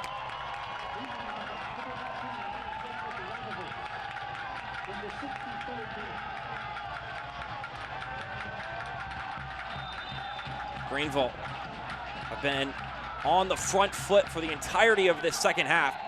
Now trying to take the lead from this free kick. Gavilanes bounces inside, and the substitute Charlie Matchell will clear that one out. So we do have a view of Fricky and his card. It's right there. They, of course, played advantage, but that is what the booking was for.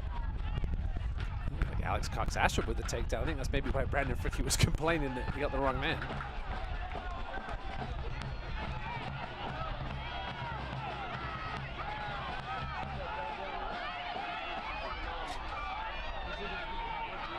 Lou Perez able to get by 2 Greenville players. Now Bedoya. Toya plays out to Fox. It's been rather quiet today on the attack, Kalen Fox. And that service will bounce out for a goal kick.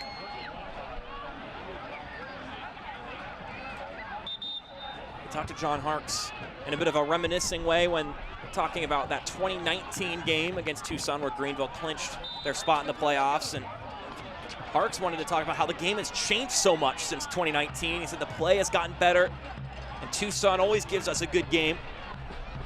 So that we want to get back to winning football, and what better way than against the hottest team in the league. They've certainly looked the better side so far, over 60-plus minutes.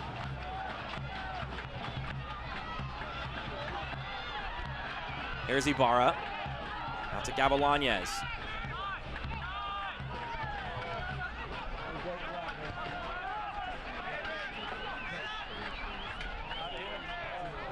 Worth noting again, should that Omaha, North Carolina result hold, that'll be our first elimination of this season in USL League One.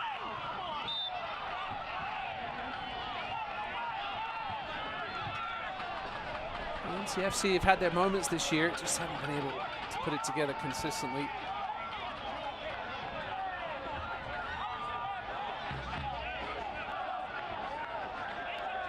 Kalen Fox once again airing his concerns with Jervis Satagana.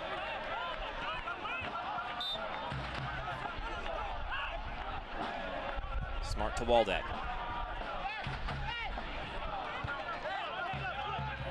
Such a great start. They're up there in the playoff mix, beat Greenville, beat FC Tucson, beat Richmond before the end of May, but then things all went wrong in the summer.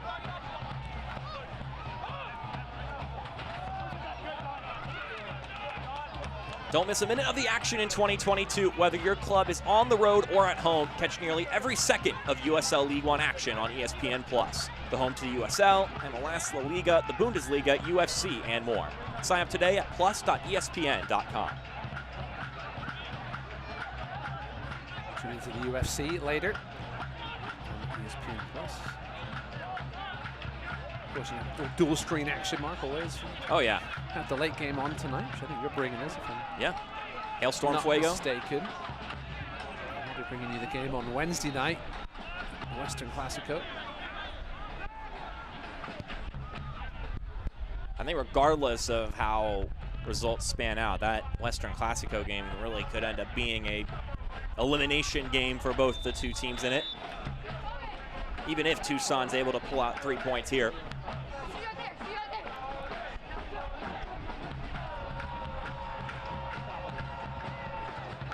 This one come all the way back up. So we've seen some lapses in judgment in this game, particularly from Tucson.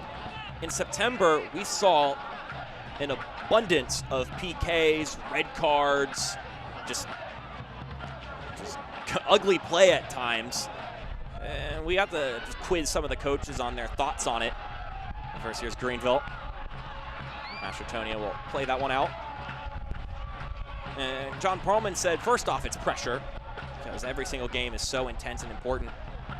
And he said, but secondly, to sort of compound on that, there isn't really a league hierarchy, so there aren't off games. Every single match is so important, and every match feels like a rivalry game because all these players know each other rather in depth. So we get this corner kick, PNC's corner for kids.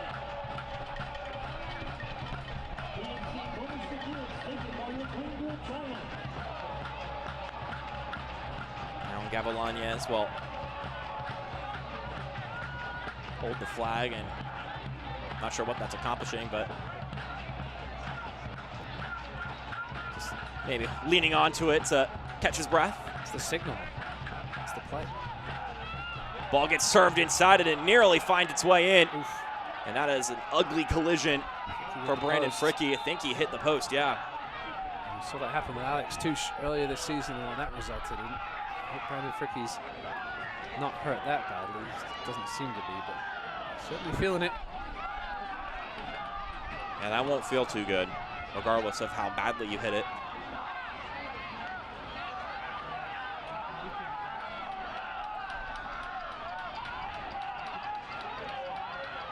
I'm going to look at it here on the 11-11 systems replay. He just caught his midriff or his knee. Went to clutch his left knee, to get a hand on it. It's a decent delivery. It caused all sorts of trouble here. Fricky got a touch on that.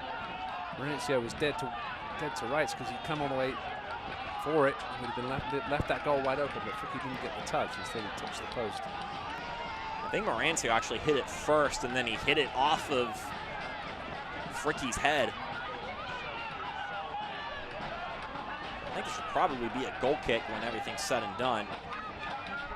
We have a view of all the concerned fans sitting with the Reedy River Riot, but I mean, that's a good sign.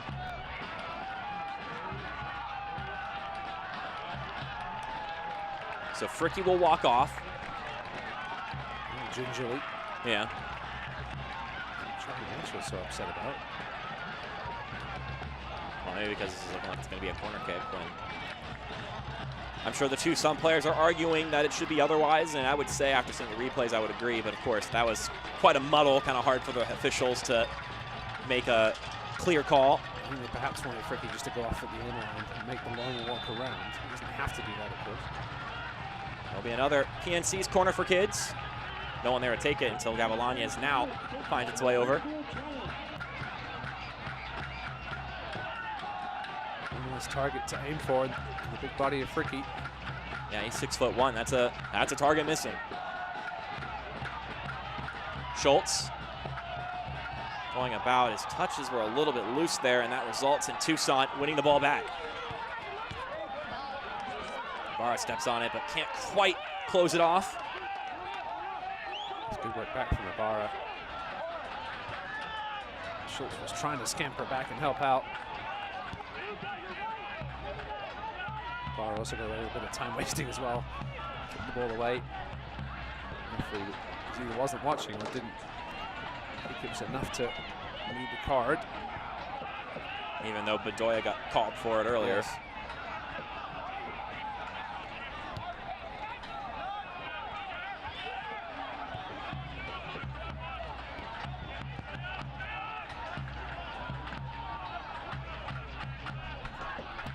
Tucson with just one shot in the second half compared to Greenville's 6.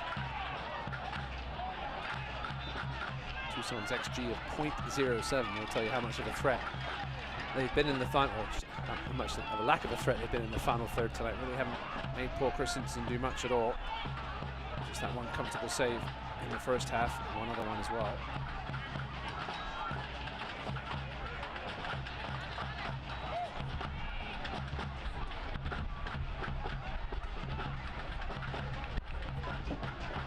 Before Tucson started this run, we asked John Perman a few weeks ago where the problem really was. He just weren't scoring goals in that final third. Last in the league in 30. There's a chance here, though. Fernando Garcia trying to take it himself. Lee is able to knock it away. It will be a Tucson throw. They haven't spent a lot of time here in this final third, especially in the second half. They've only got 30 goals in 27 games, and 10 of them have come in the last 6. So our Greenville goal scorer is going to come out of the game for Venton Evans. The substitution brought to you by Spanx. But the Frenchman will come off with an applause from the fans. He's logged in his first pro goal. Yeah, I'm not surprised to see him come off. Obviously, he doesn't have a full game in him yet this season. Went 50, I think 58 last game, 72 tonight. Can we ramp up towards the 90, I'm sure. John Hawks would love to see that.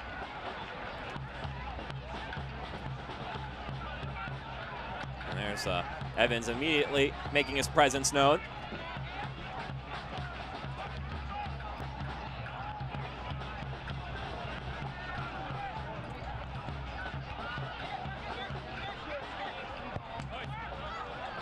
Worth noting, Fricky back in the game.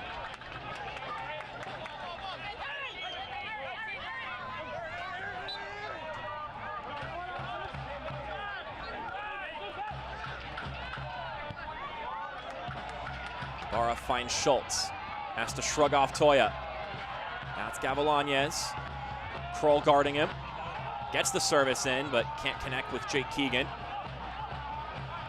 Kings in there again.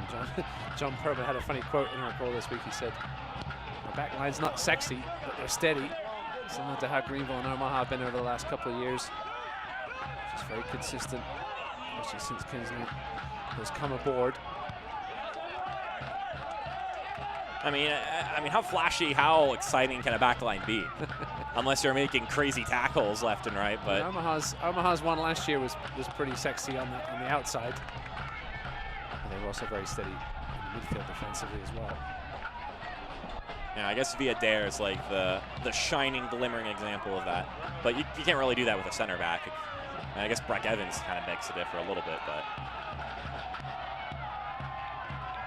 not common, I would say. Gavilanes provides the service inside. It dribbles about. The back heel, squared across again. Ibarra, can he turn it around? No, he can't. And now Schultz will mail that one into the stands.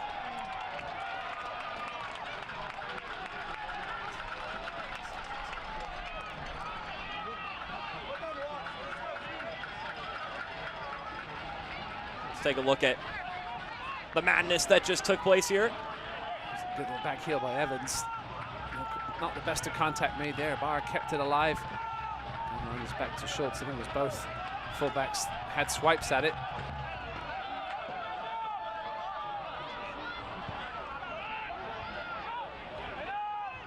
Sure, we'll get some League One eyes on the MLS Next Pro Eastern Conference Final tomorrow. We'll get to that in a second. Venton Evans making his way forward. They're giving him the space. He takes the shot and scores. Don't test him. Venton Evans will punish. It's 2-1 triumph. It's been a super sub a couple of times this season. Venton Evans again. Tucson outdone by a long distance shot yet again against Greenville. It's been Aaron Walker before. It's been Lucas Coutinho before. Now Venton Evans beating Marancio inside the post. Didn't look like he was going to be able to do much with it, but great low shot. Those are the worst ones for the keepers. John Harkes making his way over there to celebrate with Venton Evans and give him a personal congratulations immediately. And the Tucson defense just backed up and massive gap, and Evans sort of a quick strike. Maybe caught Marancio napping a little bit. The funny strike, he kept it low though. Sometimes, as I said, the worst place for keepers, and what a goal that could be for Greenville. So that'll put them level once again with Omaha. Omaha still above them due to goal differential.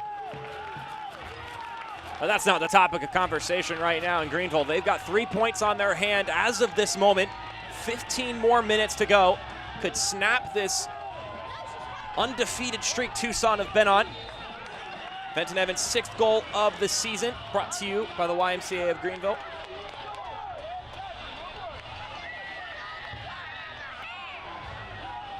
So now,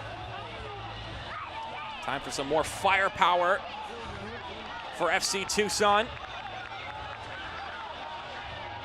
They're bringing in all the weapons. These substitutions brought to you by Spinks. Franco Perez in for Louis Perez. His 3rd substitution goal of the season for Venton Evans. And one against Charlotte earlier this year, and then one against Fuego. That was the game winner back in July. Joel Delgado in for Danny Bedoya. Well, that's where a lot of Greenville's multiple goal successes come from, is usually from guys off the bench.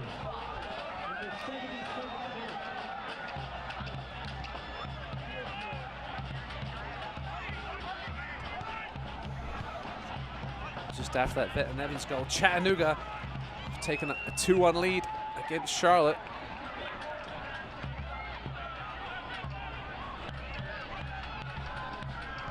Not ideal for FC Tucson right now. The cards are all falling.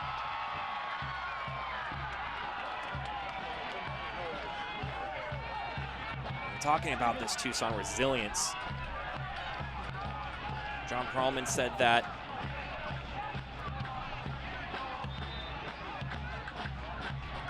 when this team went down a player after being up 2-0 over Central Valley Fuego and then end up losing that game 3-2. Couldn't have blamed them if they called it quits then, but they continued to hold their resilience and they kept their heads up. And he said, I mean, as a staff, you could do everything you can to provide consistency and support, but players win games. So credit to them for keeping it going and keeping up that fight. It's not the swan song yet. There's still a lot of time in this game, but certainly in dire straits as it stands.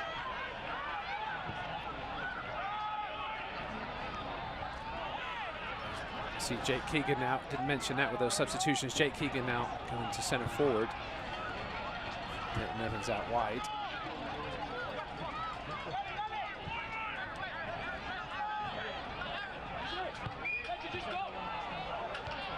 Worth noting as it stands, talked about it earlier in the game, Greenville has not won a game they've conceded first in. This would be the exception to that this season, should the result hold. Which I think is a nice little monkey to get off your back right before the playoffs start. But here's Tucson. Kalen Fox gets it into the middle. And it won't get past Derek Waldeck.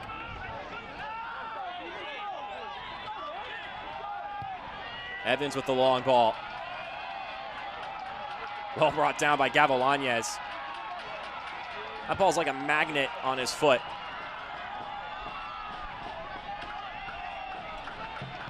If this holds, Greenville's first comeback win of the season. Still 10 minutes plus though to go. They love that third.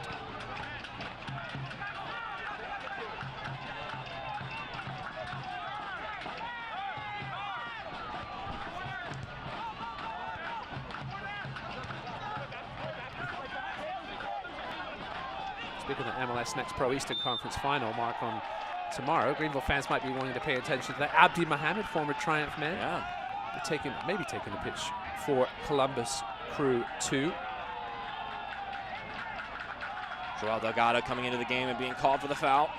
Also got other former League One players who may play in that game. Marco Micheletto, Michael Vang, Noah Fuson, both former Madison guys. JT Kamara, former North Carolina FC. Columbus Crew 2, what a season they've had, relying on all those League One players. Great advertisement for this league. See Aaron Malloy tearing it up at USL Championship. Yeah. Former Madison man. That's Evan Conway's caught fire. Charlie Dennis from Tucson. He's carved out his role for the Roots.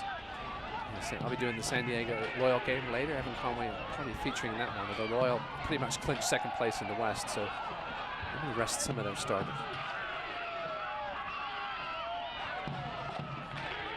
Team also full of former League One guys, former Lansing guys, Grant Stoneman, Tomi Mushabani playing for Loyal as well. Those of you that were back fans of this league in 2019. That ball to Evans, and it comes off his head and out for a goal kick.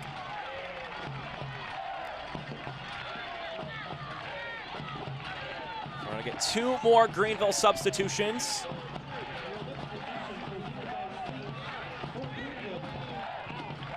So Alan Gavilanes will come out for Nico Brown. Meanwhile, Evan Lee will make way for Jamie Smith. These substitutions brought to you by Spinks. Straight swap there on the wing for Gavilanes from Brown, Jamie Smith. So a straight swap at center back. He can also play fullback. Some fresh legs. Count of the fresh legs for Tucson. Jamie Smith on that big penalty recently. He was taken down the box against Omaha. So it's Evan Lee, who now the other center back that seems to be hobbling a little bit, warranting this substitution from John Hartz.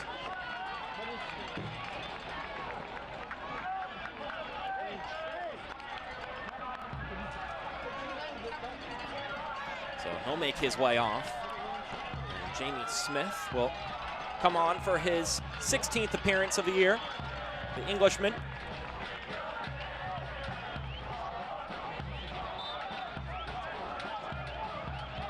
That's confirmation of that goal you were talking about earlier for Chattanooga. Again, worst case scenario for Tucson in that matchup.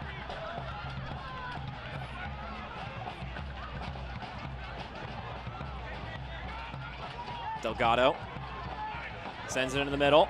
Bringing it down is Garcia.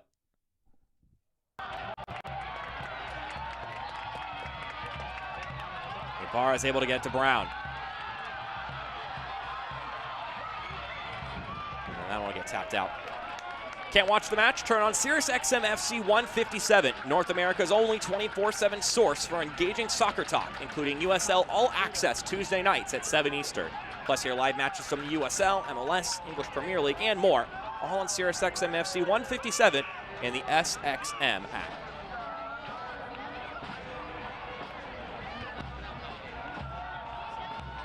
If results hold, Greenville and Omaha on 44. Chattanooga will be on 40. It's Tormentor also on 40, so it means a win for Greenville next week. At least secure it. The first playoff game will be a home playoff game, whether it be in the quarters or the semis. It'll likely come down to the final game of the season.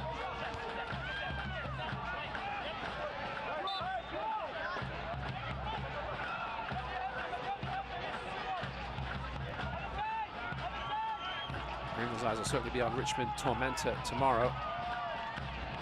And so should all of yours.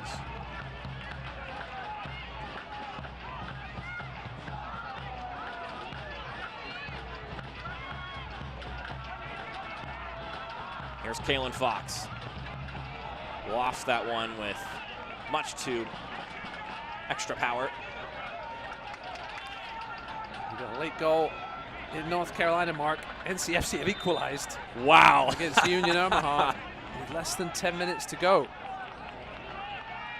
That certainly changes things for Greenville. Yeah, that's massive.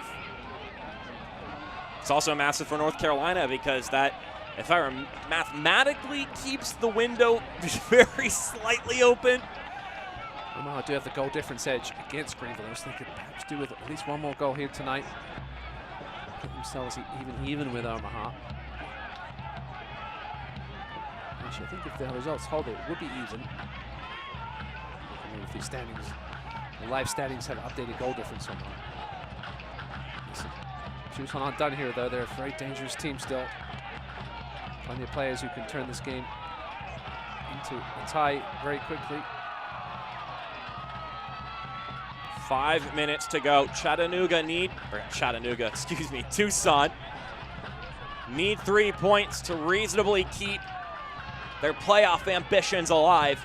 Greenville right now sitting on a confirmed playoff spot if the result holds. Alex Anderson with the goal for NCFC.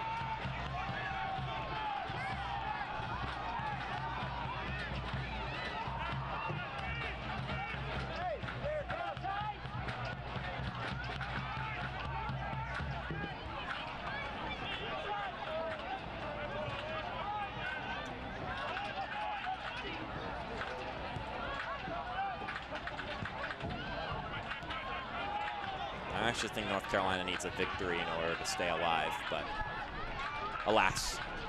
Yes, they're only 9 points behind Charlotte with only 2 games remaining, if things were to hold.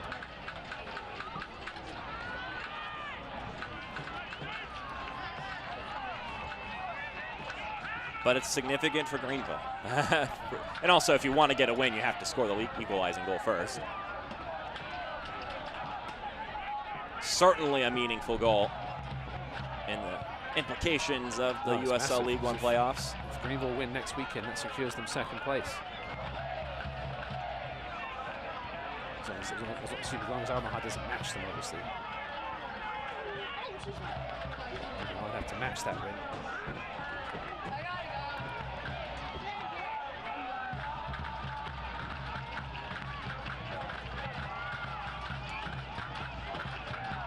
Weir able to win a corner kick for Tucson. Well, if there's a way to snatch a goal at any given time, set pieces are a great way to do that. So Omaha are at home for the last 2 games, but to face Tormenta, they could be desperate for 3 points next weekend as well. This one's not over yet, though. Matchell Has some big bodies to target. It's a low driving ball. It's still in the area. And Fernando Garcia levels it back at 2 apiece. As I said, this one's not over. It's not over. Fernando Garcia again. Scored a key late goal recently. So both Omaha and Greenville concede a late goal. Let's see what happened here. It's a lovely little flick at the front post. That's a look on the 11-11 systems replay. Garcia was always going to beat Keegan to that one with his height and physicality.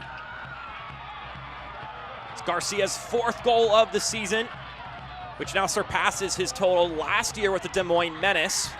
Of course, he only appeared in 4 games and scored 3 goals for the Menace. Maybe a little bit more impressive in that regard, but this all important for Tucson. And Nico Brown will get a card.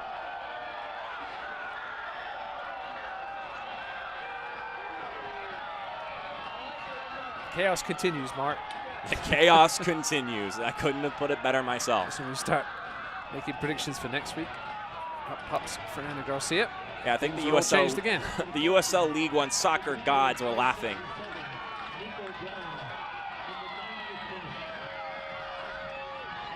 Never look ahead. You got to keep your eyes glued to what is happening right now. That's a look at the foul again. Will that be enough to give Tucson a little bit of extra juice? And that's going to be a foul going the other way. A yellow card for Kinsner. That's his 3rd yellow card since joining FC Tucson. This is 10th appearance with the club.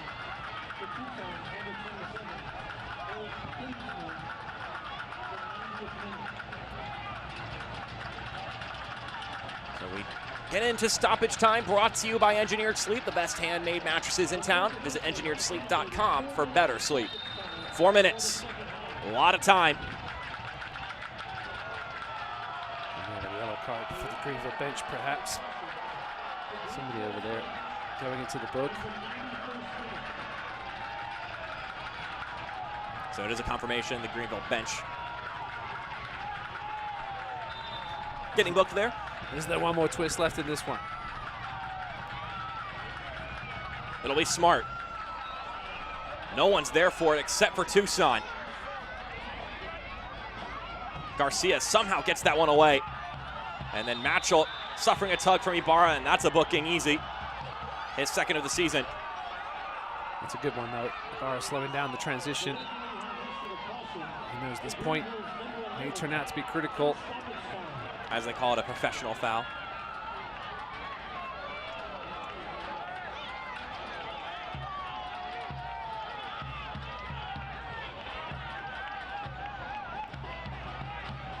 So Morancia will make his way up to take it.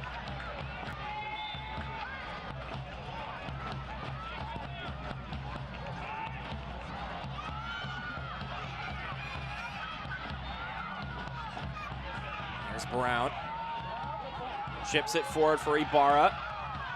Instead, it's Kinsner who tracks back. Morancio is out of the box, and he just gets that by Venton Evans. Fox waves for a handball, won't get it. Now Ibarra pops that one in for Waldeck, but it'll bounce out for a goal kick. Nearly 2 minutes have transpired.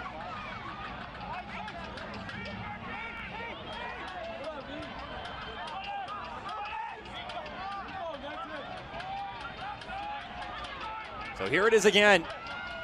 Greenville have the tiebreaker in this case. Because it's actually wins that put a team over first in goal differential. It is natural to think goal differential would be first. As this ball swings inside the header, just off target.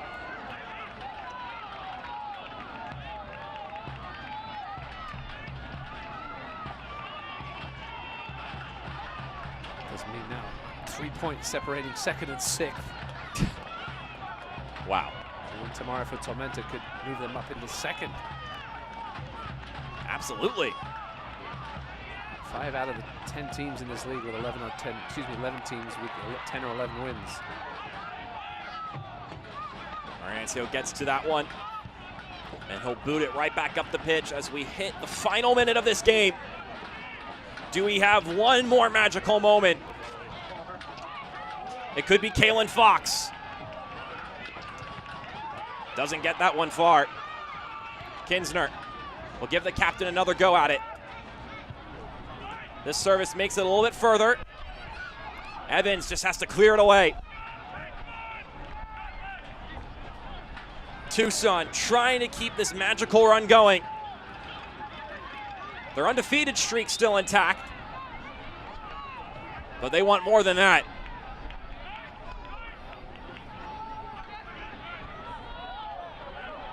Keegan will get that one away. Ibarra can't get by his man. That's Mastrantonio fiercely defending.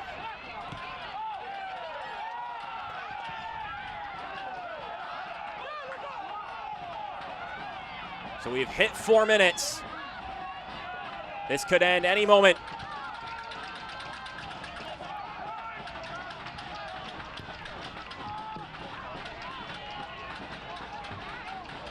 I want to bounce out. Atagana just checking his watch. The final whistle should blow any moment. We haven't had any stoppages once we've hit the 4 minutes of added time. And there is the final whistle. Another tightly contested affair between Tucson and Greenville. Ends in a 2-2 draw between John Perlman and John Harks' teams. Ultimately, leaving the League One table furthermore into flux. Both teams will have eyes on that Central Valley Elko game this evening. A loss for Central Valley would give Greenville the playoff spot. A draw would give Tucson a little more hope. When the Greenville Triumph score 2 goals at home, fans can go to Habitat and provide their match day ticket or say code EATMOREBEER to receive $2 off happy hour pricing. They're able to notch in that second goal, but they weren't able to lock up 3 points due to that man, Fernando Garcia, knocking one home off a corner kick, stealing a point on the road after the run of play heavily favored the Greenville Triumph throughout this one. Let's take a look at our play of the match, presented by GSP Airport. And it's going to be his first professional goal. Alex Cox-Ashwood rising up, just knocking that one in with his forehead by whatever means necessary.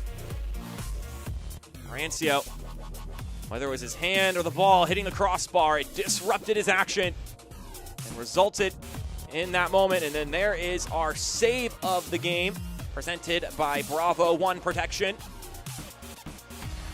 Paul Christensen wasn't called in many moments, but early on in the game was able to be sure-handed. We're going to step aside for a moment. We'll break this one down one further time on the other side. We'll see you then for post-game thoughts.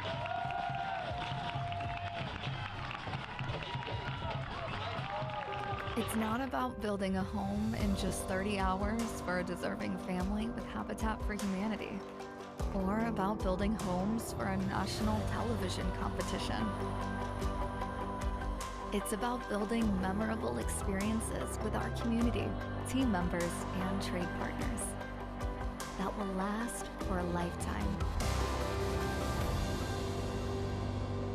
Hunter Quinn Homes, building the difference. Hey, Triumph fans! Whenever the Greenville Triumph score not 1 goal, but 2 goals during a home game, you score big with happy hour pricing and all specialty beers at Habitat. Just bring your game day ticket or tell your server Eat More Beer to enjoy these special beers paired with fresh, scratch-made food. We also offer an extensive menu of cocktails, wines, and a great place to watch all the away games of the Greenville Triumph. Swing by Habitat and cheer on the team. Habitat, proud sponsor of the Greenville Triumph. With Academy Sports and Outdoors, you can take outdoor fun to a whole new level with just the touch of a button, because there's so much to discover on the Academy app. Create your dream outdoor living space that gets the whole family out there spending time together. Master new recipes with just the right amount of heat and the perfect spice or seasoning. And give the kids even more ways to play. Great times are waiting. Download the Academy Sports and Outdoors app today. As we welcome you in for post-game thoughts here between the Greenville Triumph and FC Tucson, your final score 2-2 from Legacy Early College. Mark Schoenster alongside me, Ross Davenport. Let's take a look at what's coming up next for these two teams. Starting off with FC Tucson. Ross, you'll have this one. I will. Should be an exciting one. FC Tucson hanging on by a thread with their playoff hopes. Western Classico. Should be really exciting. Fuego will play later tonight. And then next weekend, it'll be Fan Appreciation Night for the Greenville Triumph. A lot of giveaways. They'll be auctioning off the game-worn blue jerseys, which look so nice, and now you can get one worn by one of the players. We'll be on that one on ESPN+, but if you're a Greenville fan, you should make your way out there. Yeah, we'll see if they have a playoff spot sewn up by then. There's still plenty to play for in the standings. As we look at the GSP International Airport highlights, starting off with the own goal. Jay Kroll all by himself over there. Yeah. Greenville caught a little bit out of position. Brandon Fricky has had better moments, but his teammates would pick him up. Sliding effort, trying to deflect it away from Gio Calixtro, just hits his boot incorrectly. And it's an awkward bounce just out of the reach of Paul Christensen. But Greenville would then turn on the Jets and start firing away and trying to find a leveler before the halftime whistle. Cavallini is testing Marancio's catching ability there, and Greenville will test it again here and win the battle. Alex Cox-Ashwood with his first professional goal. Heads it through the hands of Carlos Marancio, makes it 1-1. And would go into the dressing room with that scoreline. Both teams would then come out for the second half, and Greenville would be the ones in the driver's seat for the majority of the second half. And Cox-Ashwood almost got his brace here. Could have deflected and certainly beaten Marancio, but got down well. They would keep knocking, and then Venton Evans, impact substitute. A lot of Greenville players this season have been able to wear that moniker. Venton Evans has done it a couple times, and he does it here. That was a great finish. Low past Marancio, and looked like perhaps it would be the goal that would push Greenville into the playoffs, but it wasn't to be. A well-executed set piece. Sometimes that's just what you need to find some points when you're on the road going across the country. Fernando Garcia gets his fourth. Yeah, lovely flick at the front post by substitute Joao Delgado. That was the game-tying goal. As you can see, Greenville with the massive edge in shots and chances, but things finish all even. These stats brought to you by Warehouse Services. This is the longest winning drought for Greenville. This is 6 since their 8-game drought last year in the middle of the season. As we now look at the standings, brought to you by Hopkins Eye Center. Greenville over top of Omaha because wins is the first tiebreaker, not goal differential. Meanwhile, Tucson still in the thick of things, but with every game they don't win, they have to pray for a couple more things to go their way. Yeah, Richmond will certainly be, well, Greenville fans will be hoping Richmond can knock off Tormenta tomorrow, make things a little easier on the Triumph. Well, that will do it for us here for this match at Legacy Early College. There's still a lot of League One action to take place here tonight, including that all-important Charlotte-Chattanooga game that's still underway. Also, Fuego Hailstorm making their way down in a couple minutes, an hour and a half.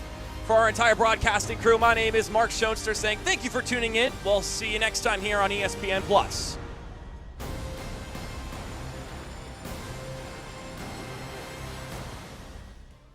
This copyrighted telecast of the United Soccer League League One cannot be retransmitted, rebroadcast, or reproduced without the expressed written consent of the United Soccer League League One.